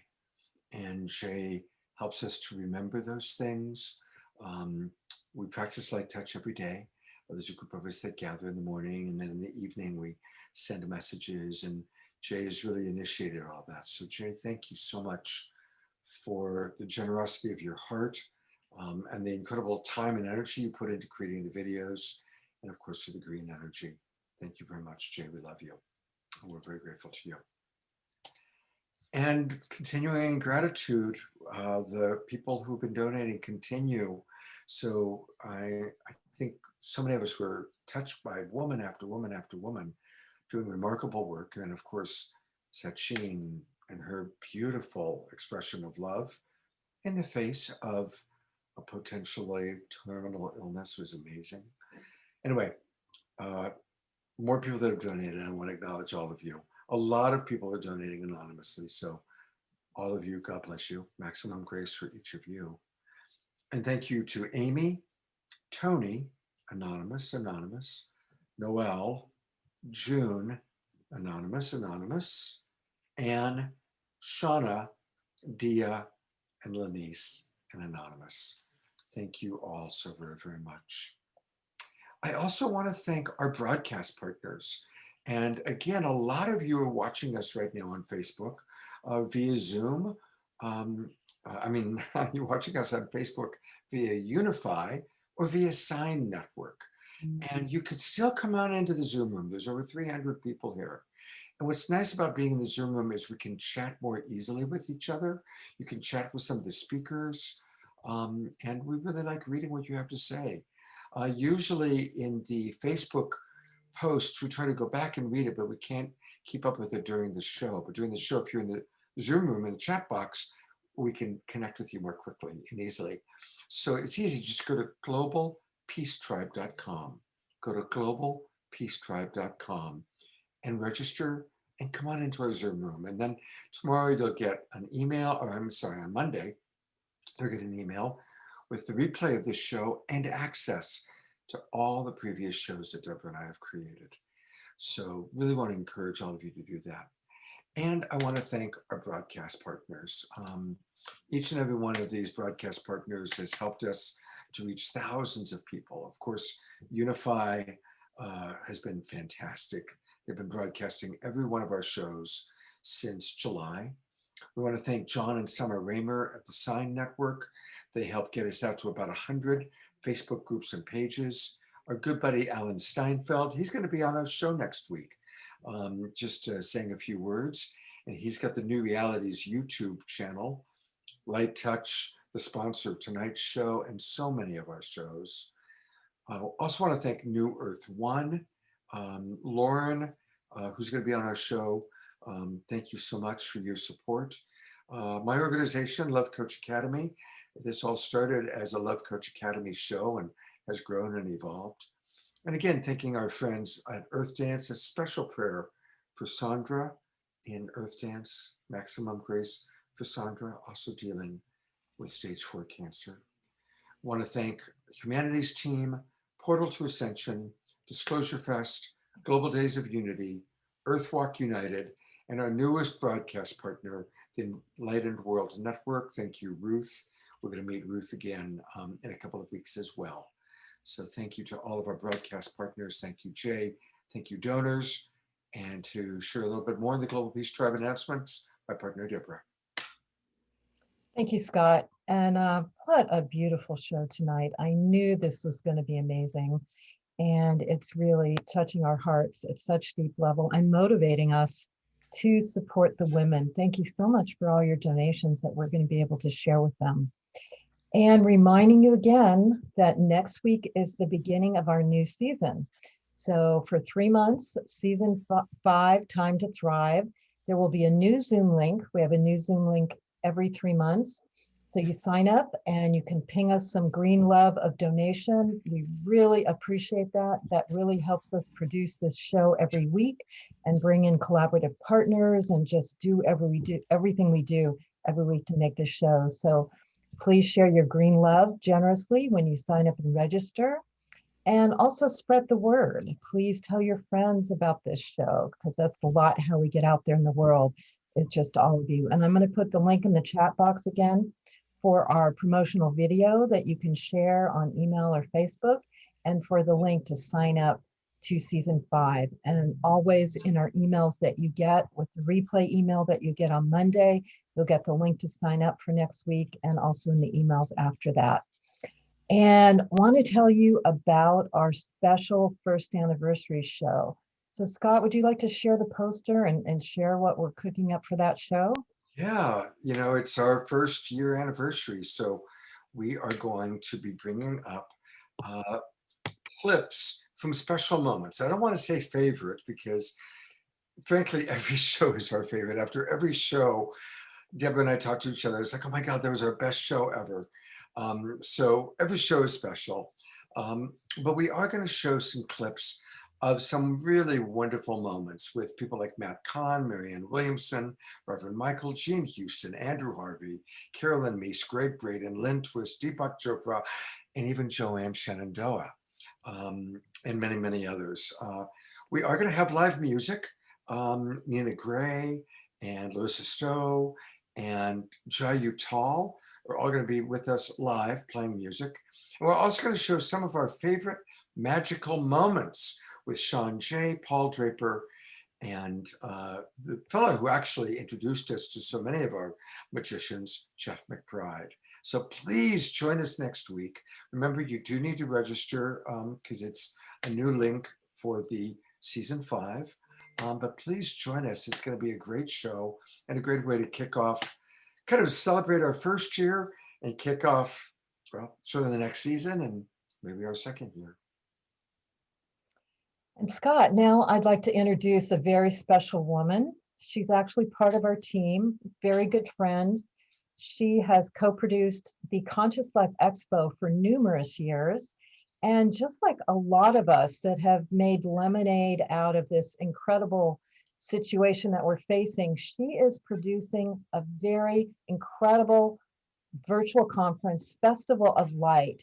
You'll see 100 luminaries on 7 stages, musical artists, well-being tools, inspirational films. She's using all her years, multiple years of connecting with the top people in the personal growth and spiritual industry and bringing them to you in a virtual conference next week. So I'm going to post the link in the chat room, and I'm bringing on Diana Maxwell now to tell you more about it. Welcome, Diana. Hello, hello. Thank you so much for having me here. And this is such a deeply moving and empowering Saturday Night Live. And Joanne Shenandoah is going to be at the Festival of Light. I'm doing an interview with her, and also Grandmother Flor de Mayo. And we have, as Deborah said, we actually have 130 luminaries now. So there's a very large number of incredible people that are joining us. We have 7 stages, we have uplifting music, we have well-being tools, inspirational films. Gaia is sponsoring the film stage, sacred ceremonies, and then master workshops. And so the whole April 2nd, 3rd, and 4th is all being broadcast free for the entire weekend. And then the following week, we have post-festival events where for people to go more in depth with the speakers that they would like to.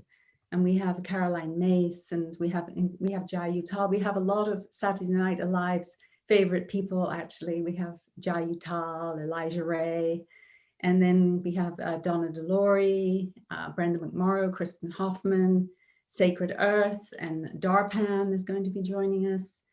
And so we decided that, you know, we wanted to do something, we called it Festival of Light because you know, it's time to focus on the light. There's been so much hard times and difficult times, and, you know, and if we think in terms of what's our intention and what is our purpose, and we really wanted to create a gathering of light, to create like a mandala of light, and we can't all be in the same place still that much anymore or have large gatherings, but if we all come together with focus and intention and listen to just incredible heartfelt transmissions from so many visionaries and luminaries, and we really hope that you'll join. It's 3 days for free streaming, and then it is possible to also upgrade for $67 and continue to watch the program because it's so rich. It would probably be hard to see the whole thing, but anyway, I hope that you will join us at festivaloflight.world. And also it's bilingual. We brought together the Spanish and the English cultures. We have a lot of Spanish speaking people and English speaking, and everything has subtitles. So you'll be able to really enrich yourself from a much broader audience than we usually have access to. So thank you. And Saturday Night Live is going to be also streaming from Festival of Light as well. So we hope you'll join us. And thank you for having me on, Deborah and Scott. Diana, you've done an amazing job. This is like the Smithsonian Institute of great speakers and musicians that you brought together. And I'm going to show a video that, you know, kind of tells us a little bit more about what Diana's put together.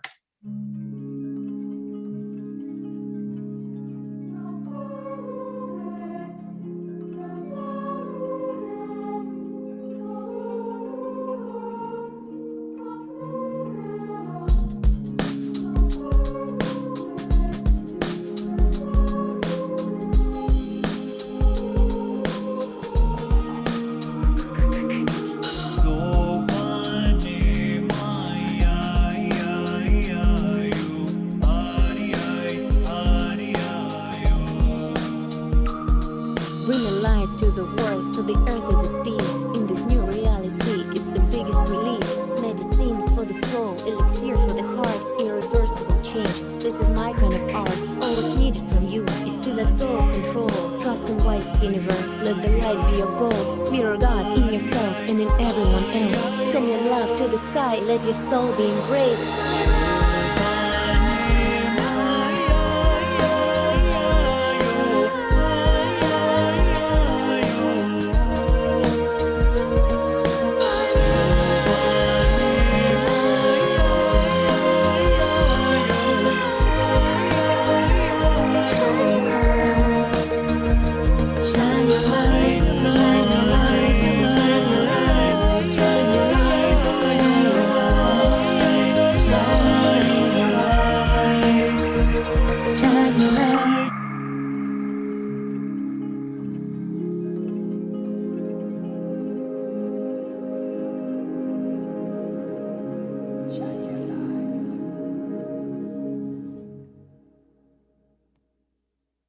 Oh my God, what a beautiful, beautiful video, Diana. And our dear friend Daniel Balone, he was just on the show doing the music there. And it was just. He wrote the music for it. Yeah. And also he did a lot of the video. Me and him did the video. I got it started, but he's the one that really brought it all together and wrote the music especially for it with his wife, Anastasia Balone. So yeah, we're very blessed to have that. Wonderful. We just couldn't find anything out there. So he said, okay, I'm going to just write it. So he did. That's beautiful. Wow. Well, definitely next weekend, let's all go to the Festival of Light. And you can still watch Saturday Night Live through Festival of Light. So definitely join us. And next week, what an amazing Easter weekend it's going to be. So I really am impressed with what you put together, Diana. That's really something. Good job. Well, thank you. It's been just a total blessing. It's been an amazing experience. So I hope everybody will come and experience what's there. So. And to give everybody a taste, one of the people that's going to be there next weekend is who we're going to next. Joanne Shenandoah is back. And Joanne, we're looking forward to. Thank you for coming through. I know you had some technology issues. You disappeared. It was like, oh my God, where'd Joanne go? But you're back. But you're also muted. We're not hearing you. Yeah, that was just beautiful. I'm so excited to be part of this production because what we're putting out in the world is very important. Our words, the tonation of our voice, the words we use, the songs we sing, everything resonates. Isn't it beautiful that way? Because we know that when we say certain words and we say certain things, it just like permeates through the soul and also to the earth and all natural elements. I mean, I've been in places where I've sung in the Black Forest where birds come to sing with me. And the louder I sing, the louder they sing. And it's just like such a blessing. It's a really wonderful thing. So I guess I have a few minutes here to just say that I am very blessed to have walked the earth. And I was very ill in 2000. I worked on Obama's task force for children exposed to violence. And that really brought my immune system down because it was a very hard thing to deal with, to listen to testimony of many, many very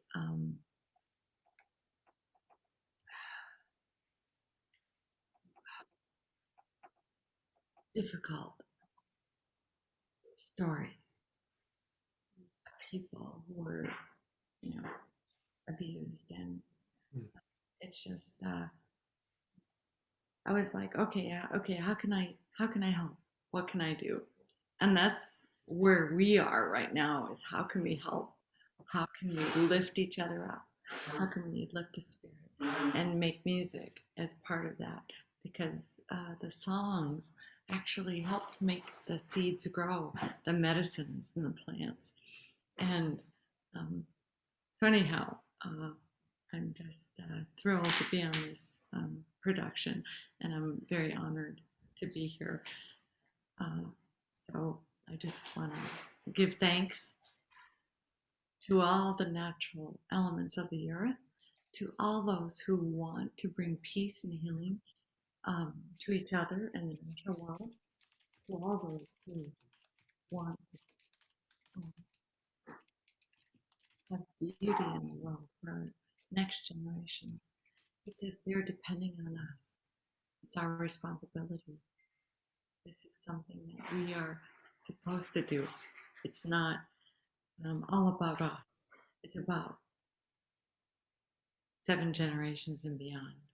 So for me, this is part of my life and who I am as a singer, songwriter, composer, also a teacher. I wear these gifts that have been given to me, this bracelet from women of Afghanistan who were oppressed, and they came to America, and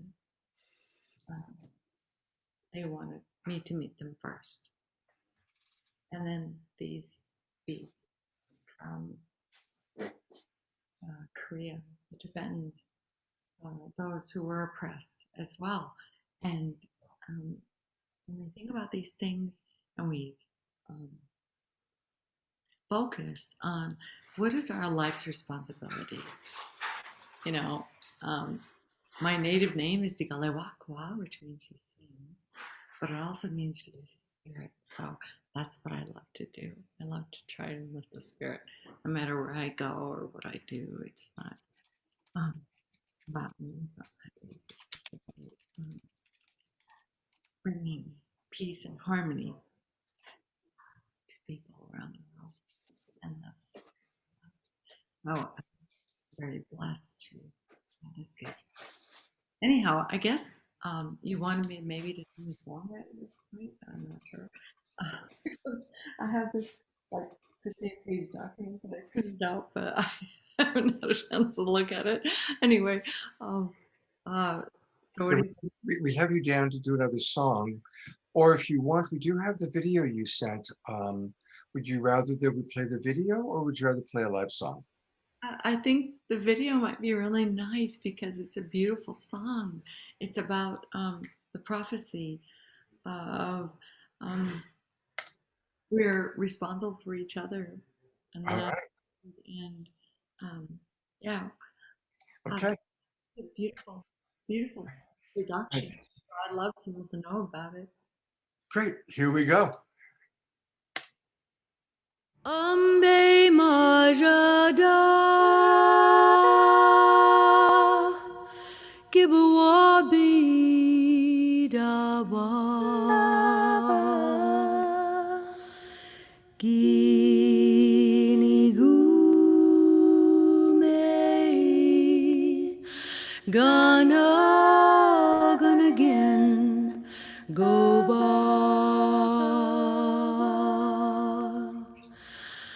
Ambe majada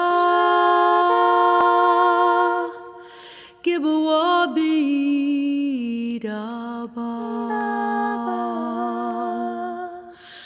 kini gume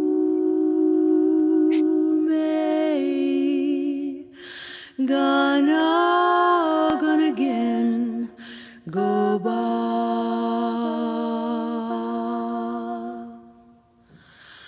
Ambe majada kibuabi daba kini gume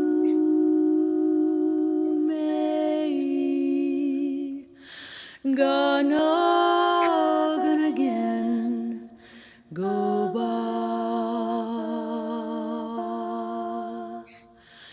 Kini gume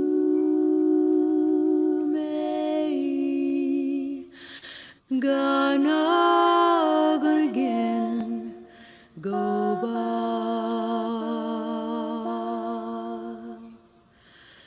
Kini gume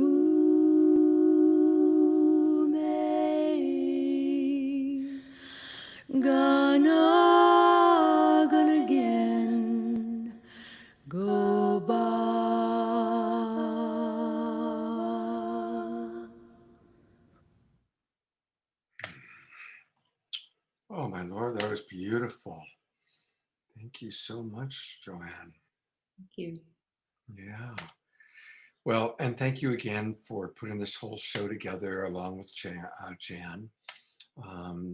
What an amazing group of friends and colleagues you've brought in and introduced us to. So thank you so much. And speaking of Jan, there she is to introduce our next speaker. Thank you so much. Just, I adore Joanne. I adore you. And Susan Masten, she is known to many people by many titles. She's a former chairperson and vice chairperson of the Yurok tribe, a humble planning commission member, past chair board member of the Indian Law Resources Center, currently co-president of Women Empowering Women for Indigenous Women, and on and on. You may have recalled many years ago in the Klamath River, and this is her ancestral land in the Yurok village of Requa.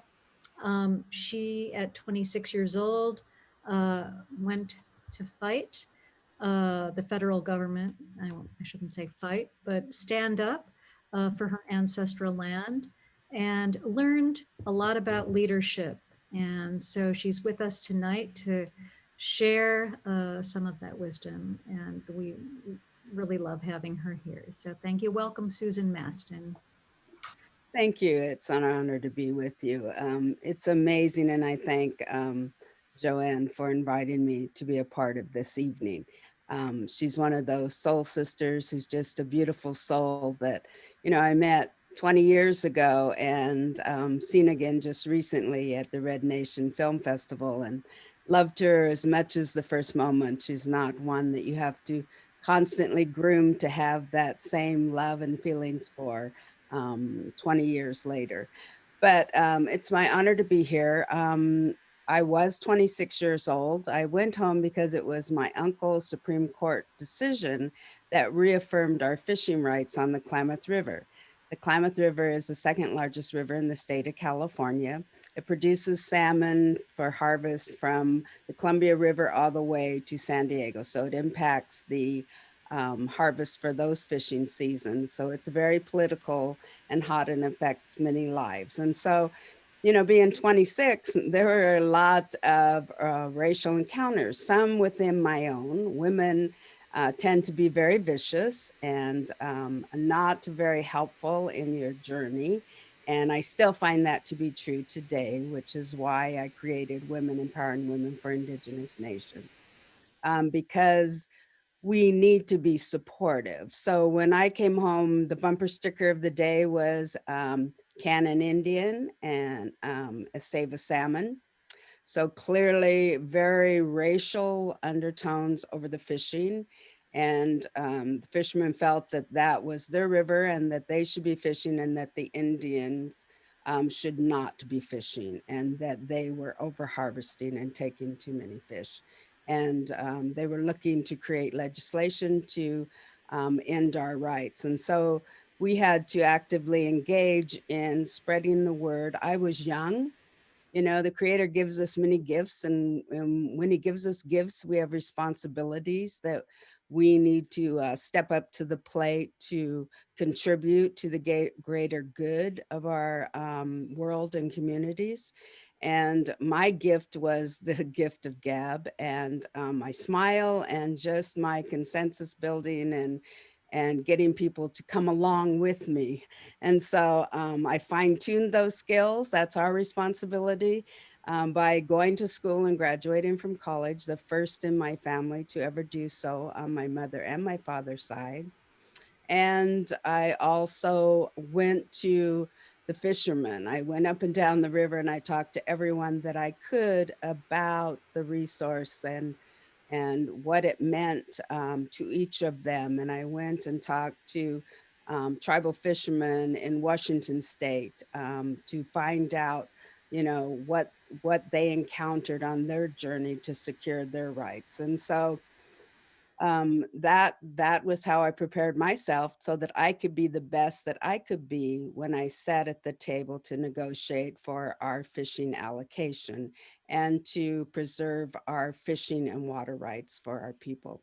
And so that is, a journey that I've been on. I think women are activists, whether we choose to be or not to be, simply because we care about our children and the next 7 generations.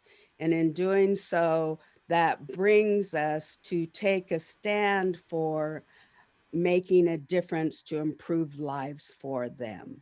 And so it's up to us to step forward to meet those challenges and not to be afraid of what we encounter in that process, but just to ensure that we are prepared so that it doesn't matter what we come against. And what I mean by that is to be prepared spiritually, to be prepared, mind, body, and spirit, because you have to be strong enough to be prepared for all of those things that come against you, because they will come against you. Even your family will come against you. And that is when it becomes the most difficult. And so being prayerful like our ancestors, and praying every day for the strength and courage and the words to be able to make a difference and to ensure that you're able to protect those things that are so important to our way of life, because I could not lose. That I could not afford to lose any of those battles. So I had to be the best that I could be. And so, that's a big burden for a 26-year-old. And that's what sustained me was prayers. And I truly believe that ancestral knowledge comes to us and was there, because there's no way that I knew all of the things that I was doing and saying. I didn't learn it in school. I didn't learn it from the people around me. It clearly came from the ancestors. And so I think we have to be open and keeping ourselves open to that thought that the universe does contain a lot. And if we open ourselves up to that and take it in, that will strengthen us in our mission.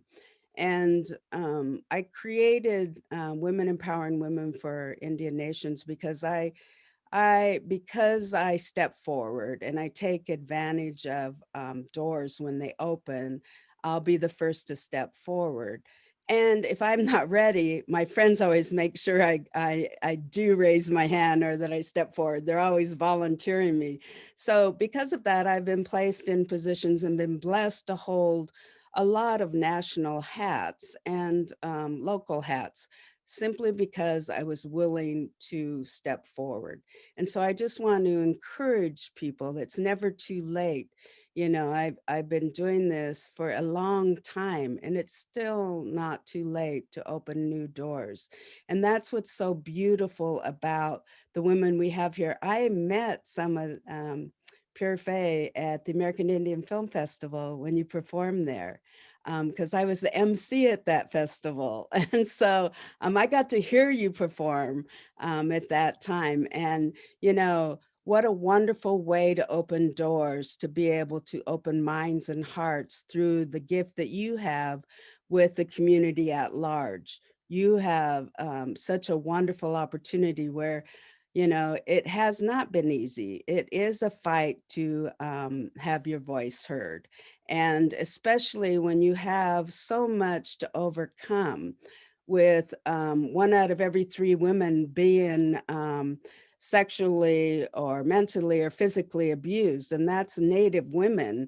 To overcome that and be able to fulfill, your role with the gifts that the Creator gave you is a difficult path and is a lifelong journey. So that you were able to do that even at this late stage is a miracle and a blessing. And so for us as women to, be supportive and uplifting and encouraging to other women, because we all have struggles. You hear it in our women's voices tonight.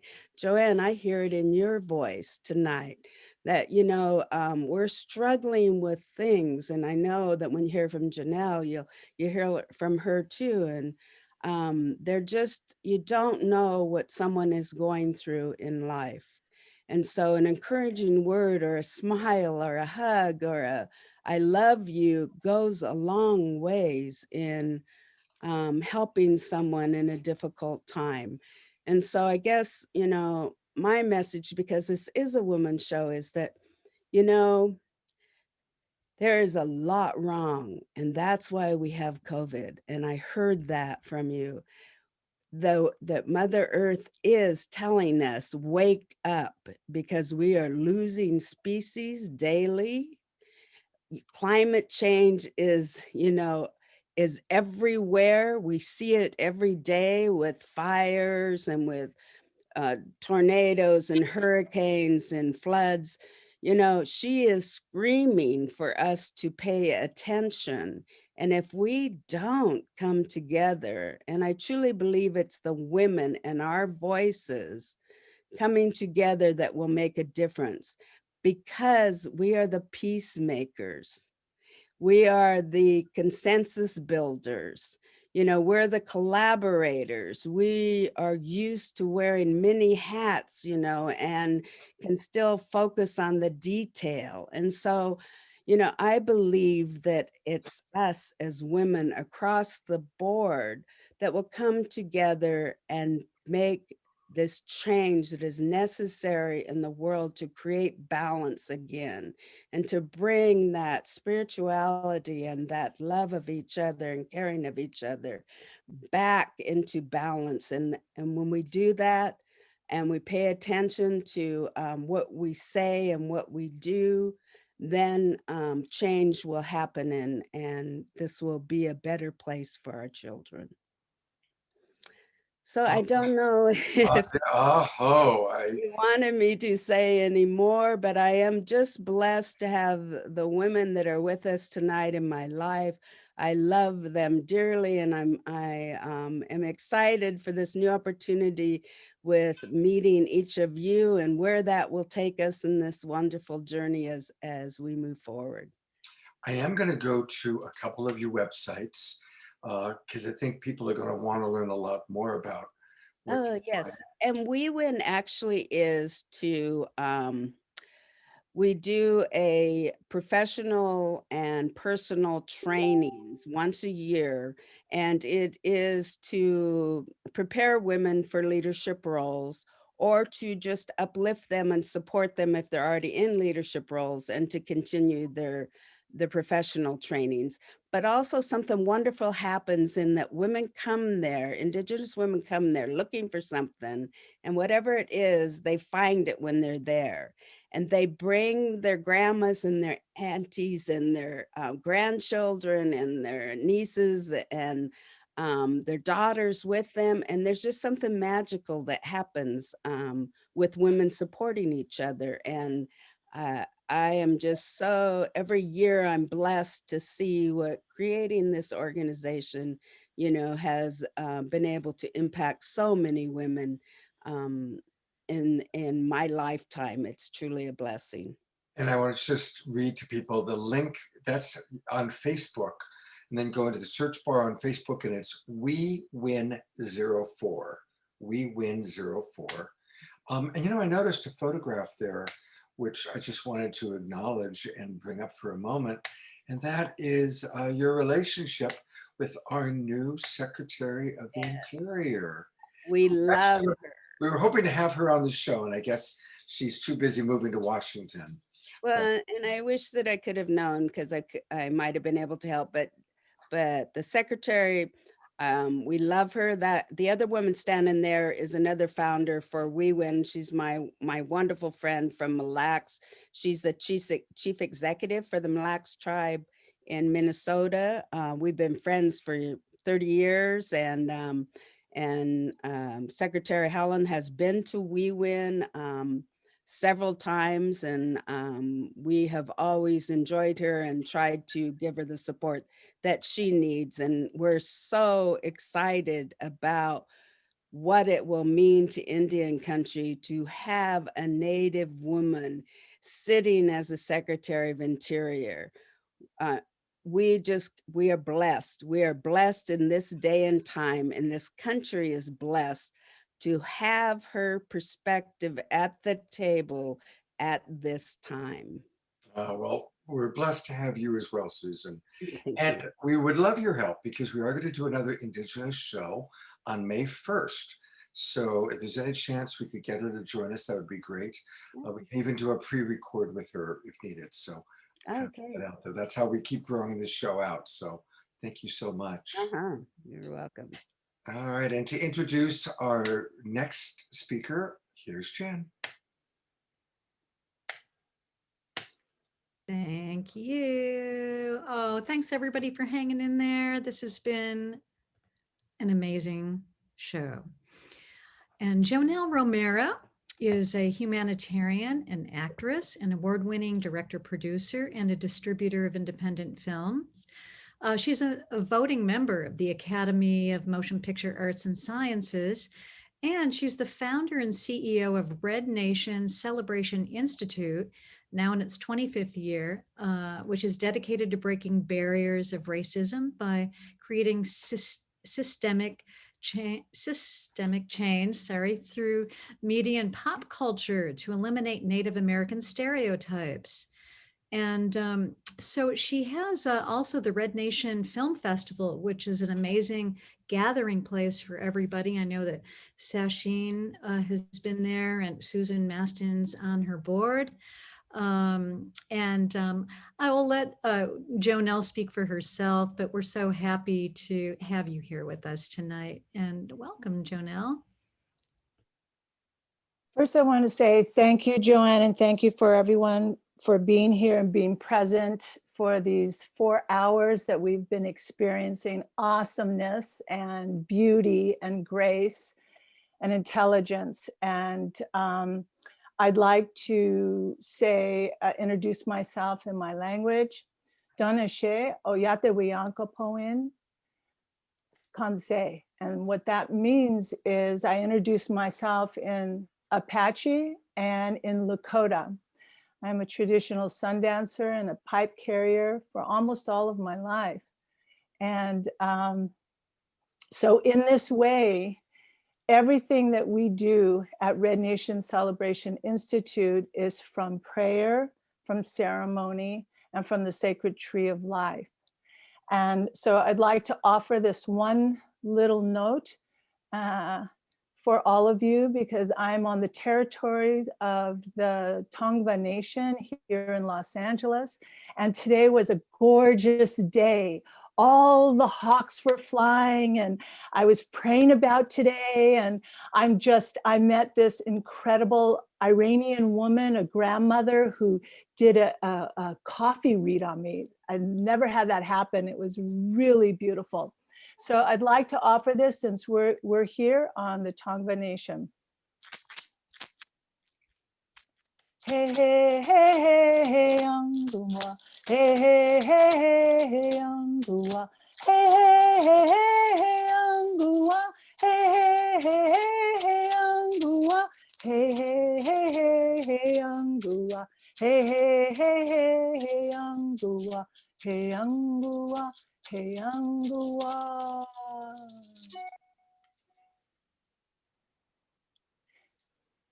That song is a welcoming song. So I welcome you all in to experience the rest of the show with us. And I want to share my experience, strength, and hope with you. And some of the beauty and the gorgeousness we've heard today from all of our women and the men that support us. The land and the water is what's sacred. Our land, our Mother Earth, provides for us. And our sacred Maniwanka is our first medicine. we are in the womb of our mother. That is our first medicine. We're made up of water as human beings. And so with that responsibility, I encourage all of you that are listening, all the millions and millions of people that are listening and will continue to listen to this whole show for the years to come.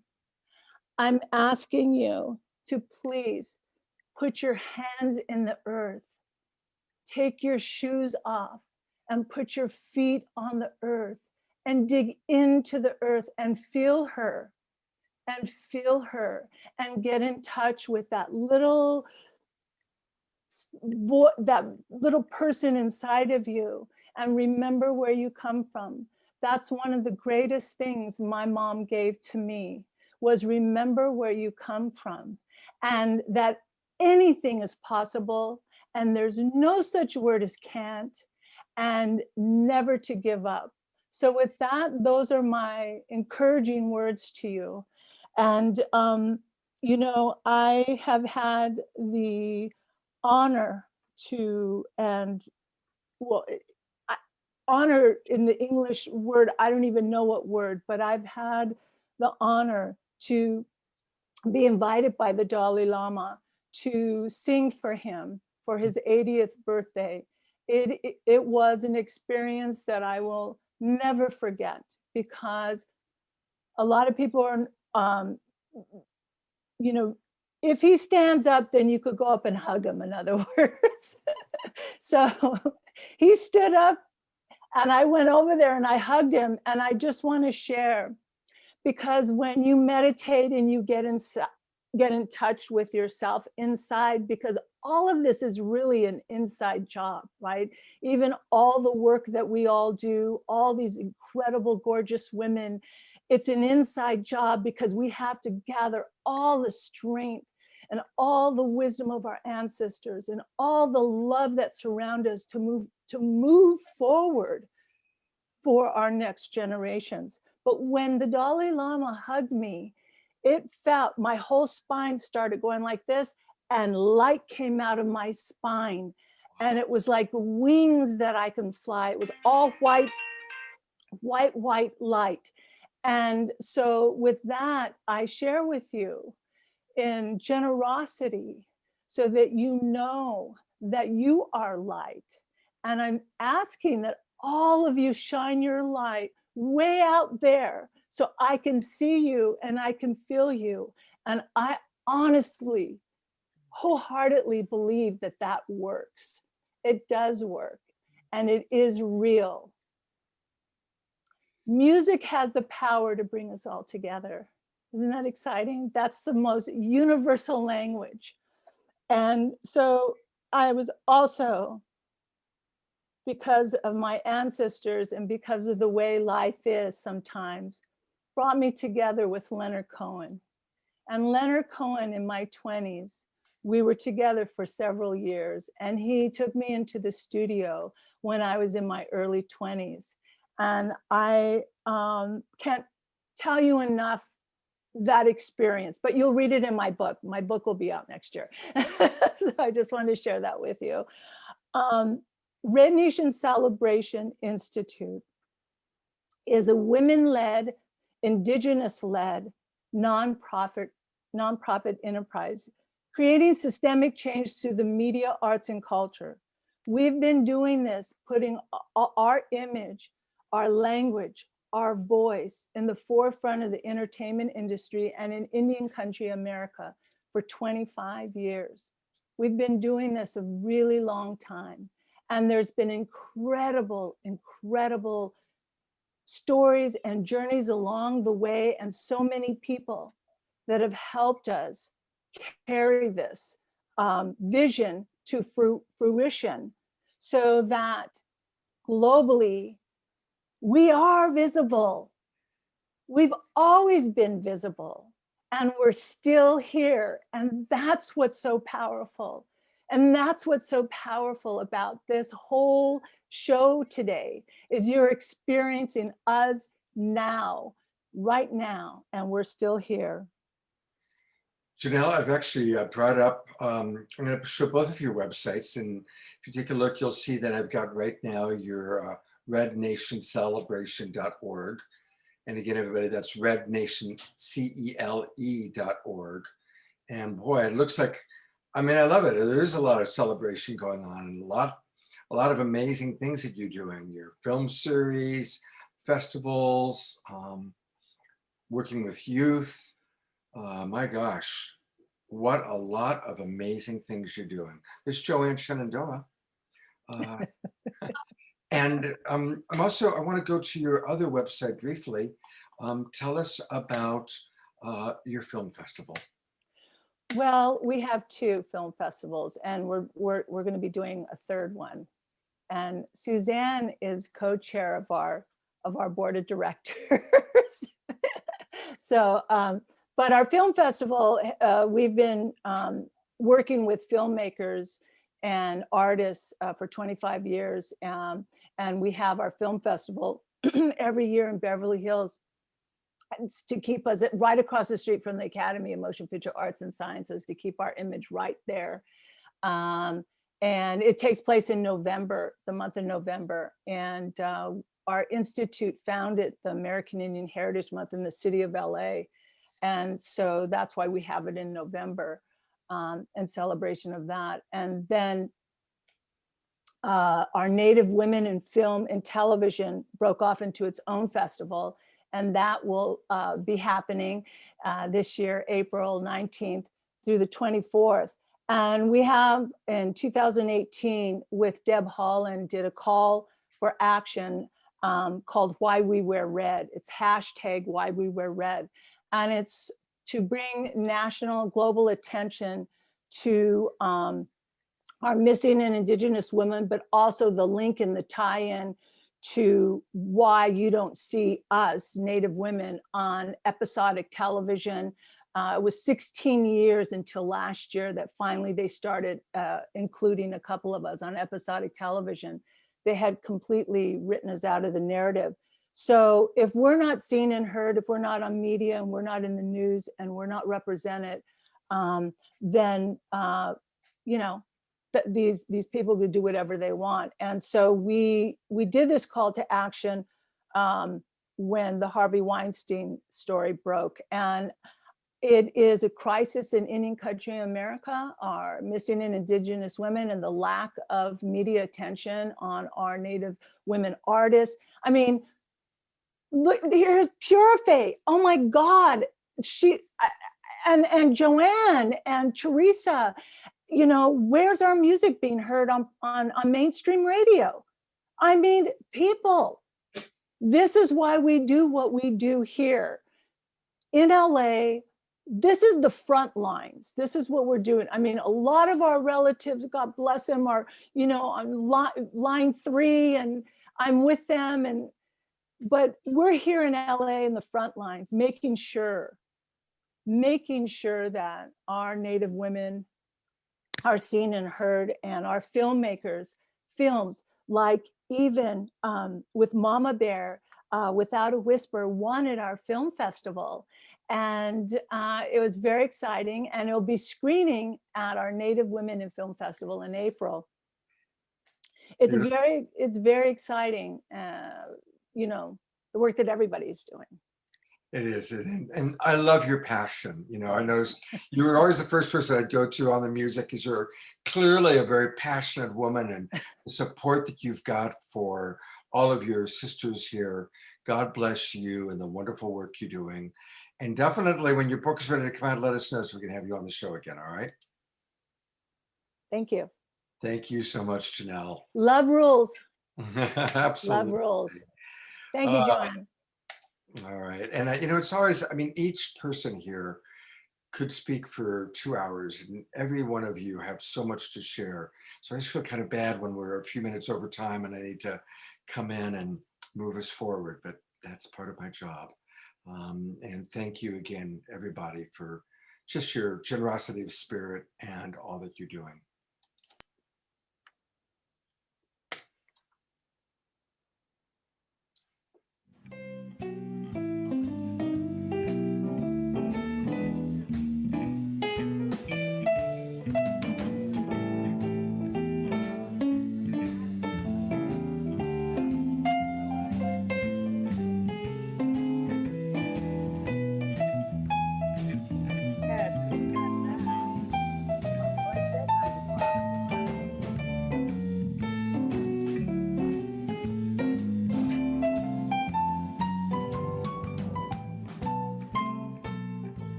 I'm not Deborah.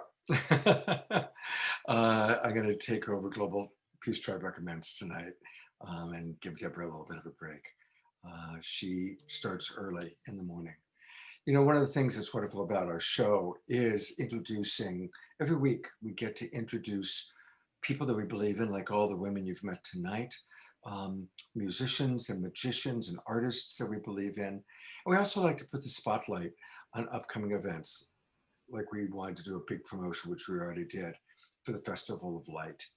There's something really fun that's going to happen next Thursday, April 1st. And that is one of our favorite comedians, Swami Beyond Ananda, is doing a special cosmic comic event for April Fool's Day. Of course, what perfect day to do that, right? And we are hosting and sponsoring. It's exclusively for Saturday Night Alive fans and friends and tribe. So it's only $15. And Swami's going to do about an hour of stand-up comedy.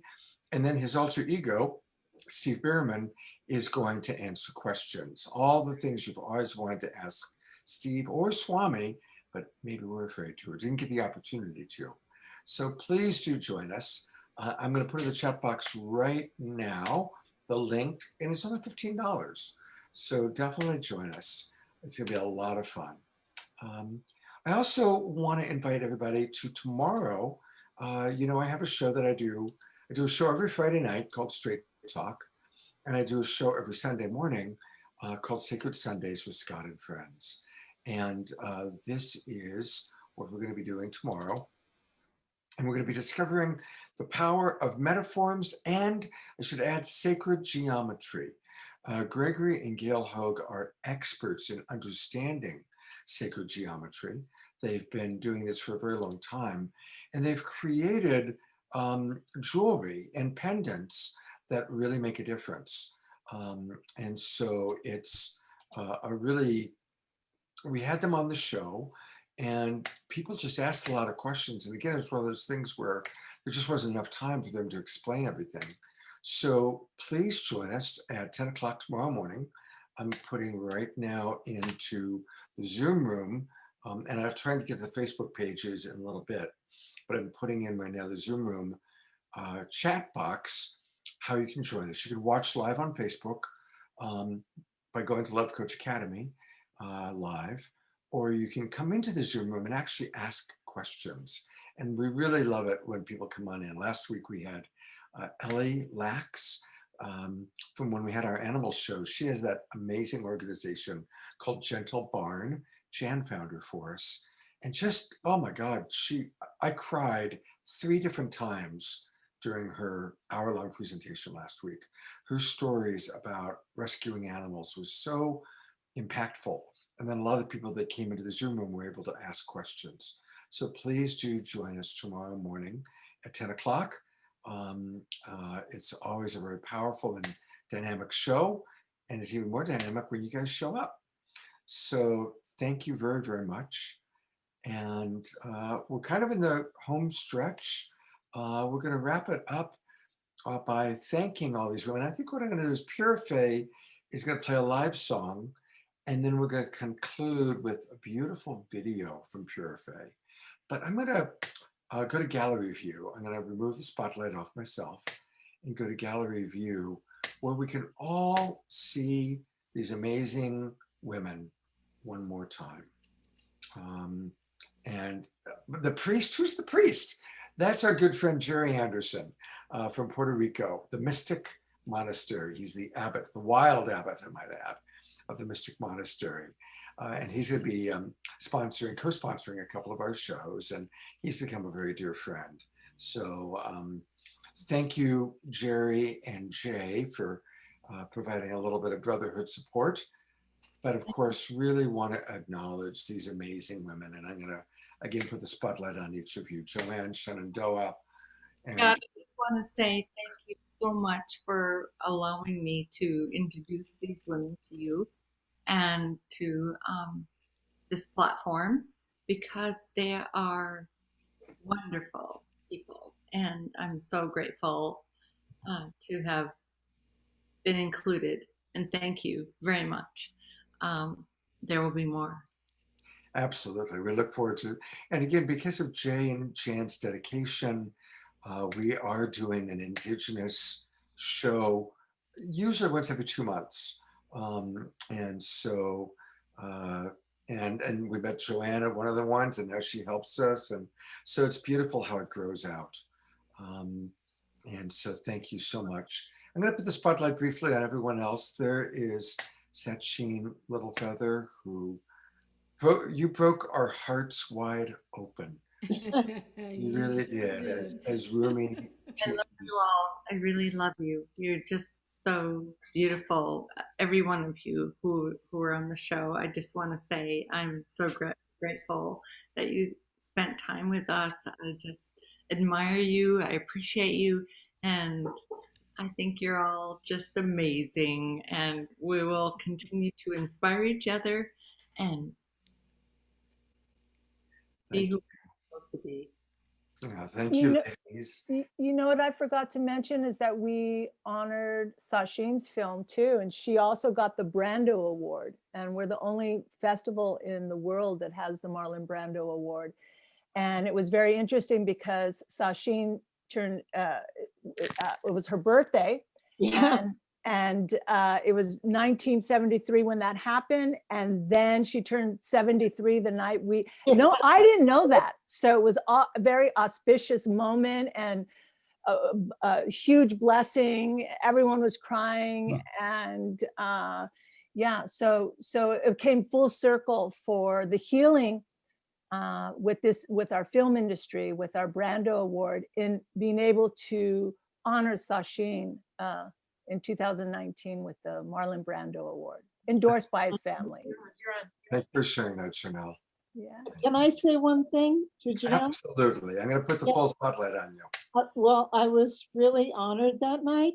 And I want to say that I'm much more known for refusing awards than I am accepting. That's a good point. Right. So thank you from the bottom of my heart. Well, I love you. I love you. Beautiful. I love you. I love you, Sue. I love you, Joanne. It was such a pleasure. And for the two of you, Janice and Scott, and for her name is, I can't remember her name, the beautiful singer. Pura Fay? Yeah, it's the chemo brain I have Pura right Fay. now. Pura Fay. Yeah. God, she's just so wonderful. Yeah, she's amazing. Yeah. There she is. Yes, every woman on this show, I'm so grateful for you to be here tonight, and I thank you for accepting the invitation. And I'm honored that you're in my life. I have to say that you've love you, inspired me. Well, we are going to hear, we're going to close out with Pura Fay, but I'm going to put the spotlight on Jan, so you can have a chance to say any final words. Jan, anything you want to say before we go to Pura Fay? Wow. It's been an amazing experience. And I just have to say, this last month working with Joanne, I've learned so much. And I love all the work and all the medicine that all these ladies bring. And they brought this beautiful, I'm reading in the chat room, this gentle, soft, there's other words that people are using, but it felt like a really safe space here. And I think that is one of the things that women, not only can we lift each other up, but we can really create, that safe space to really feel comfortable and to be able to speak truth. So I thank everybody here tonight for that. And I feel really honored. And because Pura Fay is coming up next, I also wanted to make sure that everybody, if you can get Amazon Prime, and you can see her in the movie Rumble, the Indians that rock the world. She's in that movie. And she has the ability to really bring the beauty of Native music into the mainstream. And she just got up from her chair. I was introducing her to sing. I'm like, come back, Pura Fay, come back. Did I take the time to say a word? Joanne was talking about her singing and the birds coming around her while she was singing. when the federal agents were there in their full riot gears with their M16s to enforce the ban on our fishing during the fishing wars, my grandmother went out and my mom in a boat, and she stood up and she sang her medicine song, and all the birds came swarming around while she was praying with her arms up. And the feds said, "Let's get the hell out of here." So, great. So it reminded me when you were talking about the birds coming. Wow. Thank you for sharing that story, Susan. Thank you. Well, Pure Faye, we are so grateful that you have stayed with us to play one more song to close out our show, close out a very, very beautiful, special show. That light is so bright, it's so bizarre. Thank you. I was gonna sing a pigeon dance song, but I chose, I'm doing something different. I'm gonna do a canoe song because it's more uplifting. That's not too? I think you're good. I think you're good. Okay, cool. Here we go.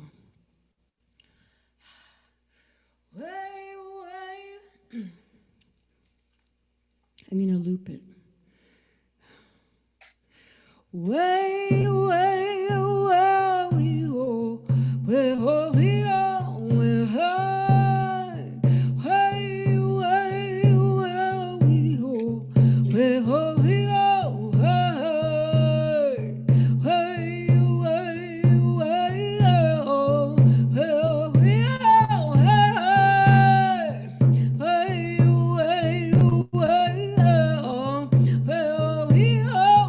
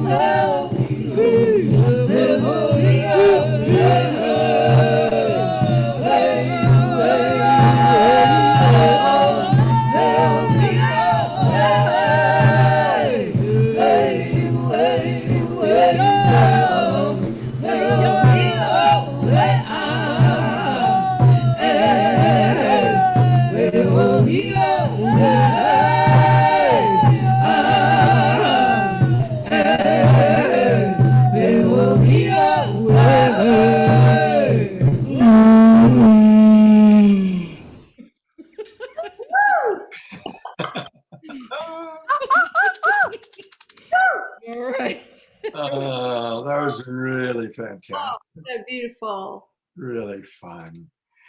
Well, actually, we are going to do one more thing. That's the last of our kind of live Oh, presentation. it's amazing. But I do want to honor Jay Mayer one last time. And let's see, where do we go? This is one of the videos that Jay and Jan put together and is a wonderful way for us to kind of celebrate. It's the Blessing Carousel. So here we go with the Blessing Carousel.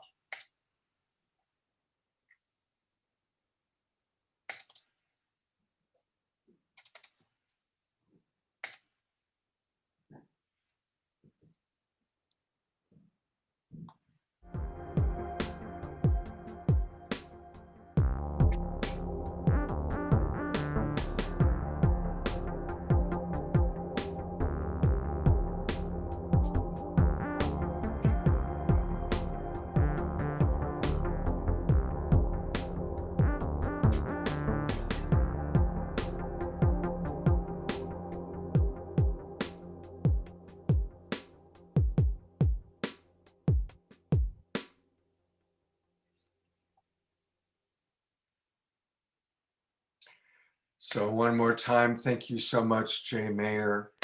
Thank you so much, Jan Kaplan. Thank you, everybody, for being on the show. And thank you for everybody who donated. We did get a few more donations, a lot of anonymouses. Pamela, Veronica, Bobby, Iona, and Diane, thank you all for your donations to all the organizations and women you've seen tonight. Hope to see you all on Sacred Sunday tomorrow morning. Of course, Thursday night for Swami, Friday night for Straight Talk, and Saturday night for next Saturday night, our special anniversary show. Thank you, everybody, for watching. Thank you for donating. Thank you for being who you are. Each and every one of you, if you hear my voice, you are a precious member of the Global Peace Tribe. God bless us all. Maximum grace and good night.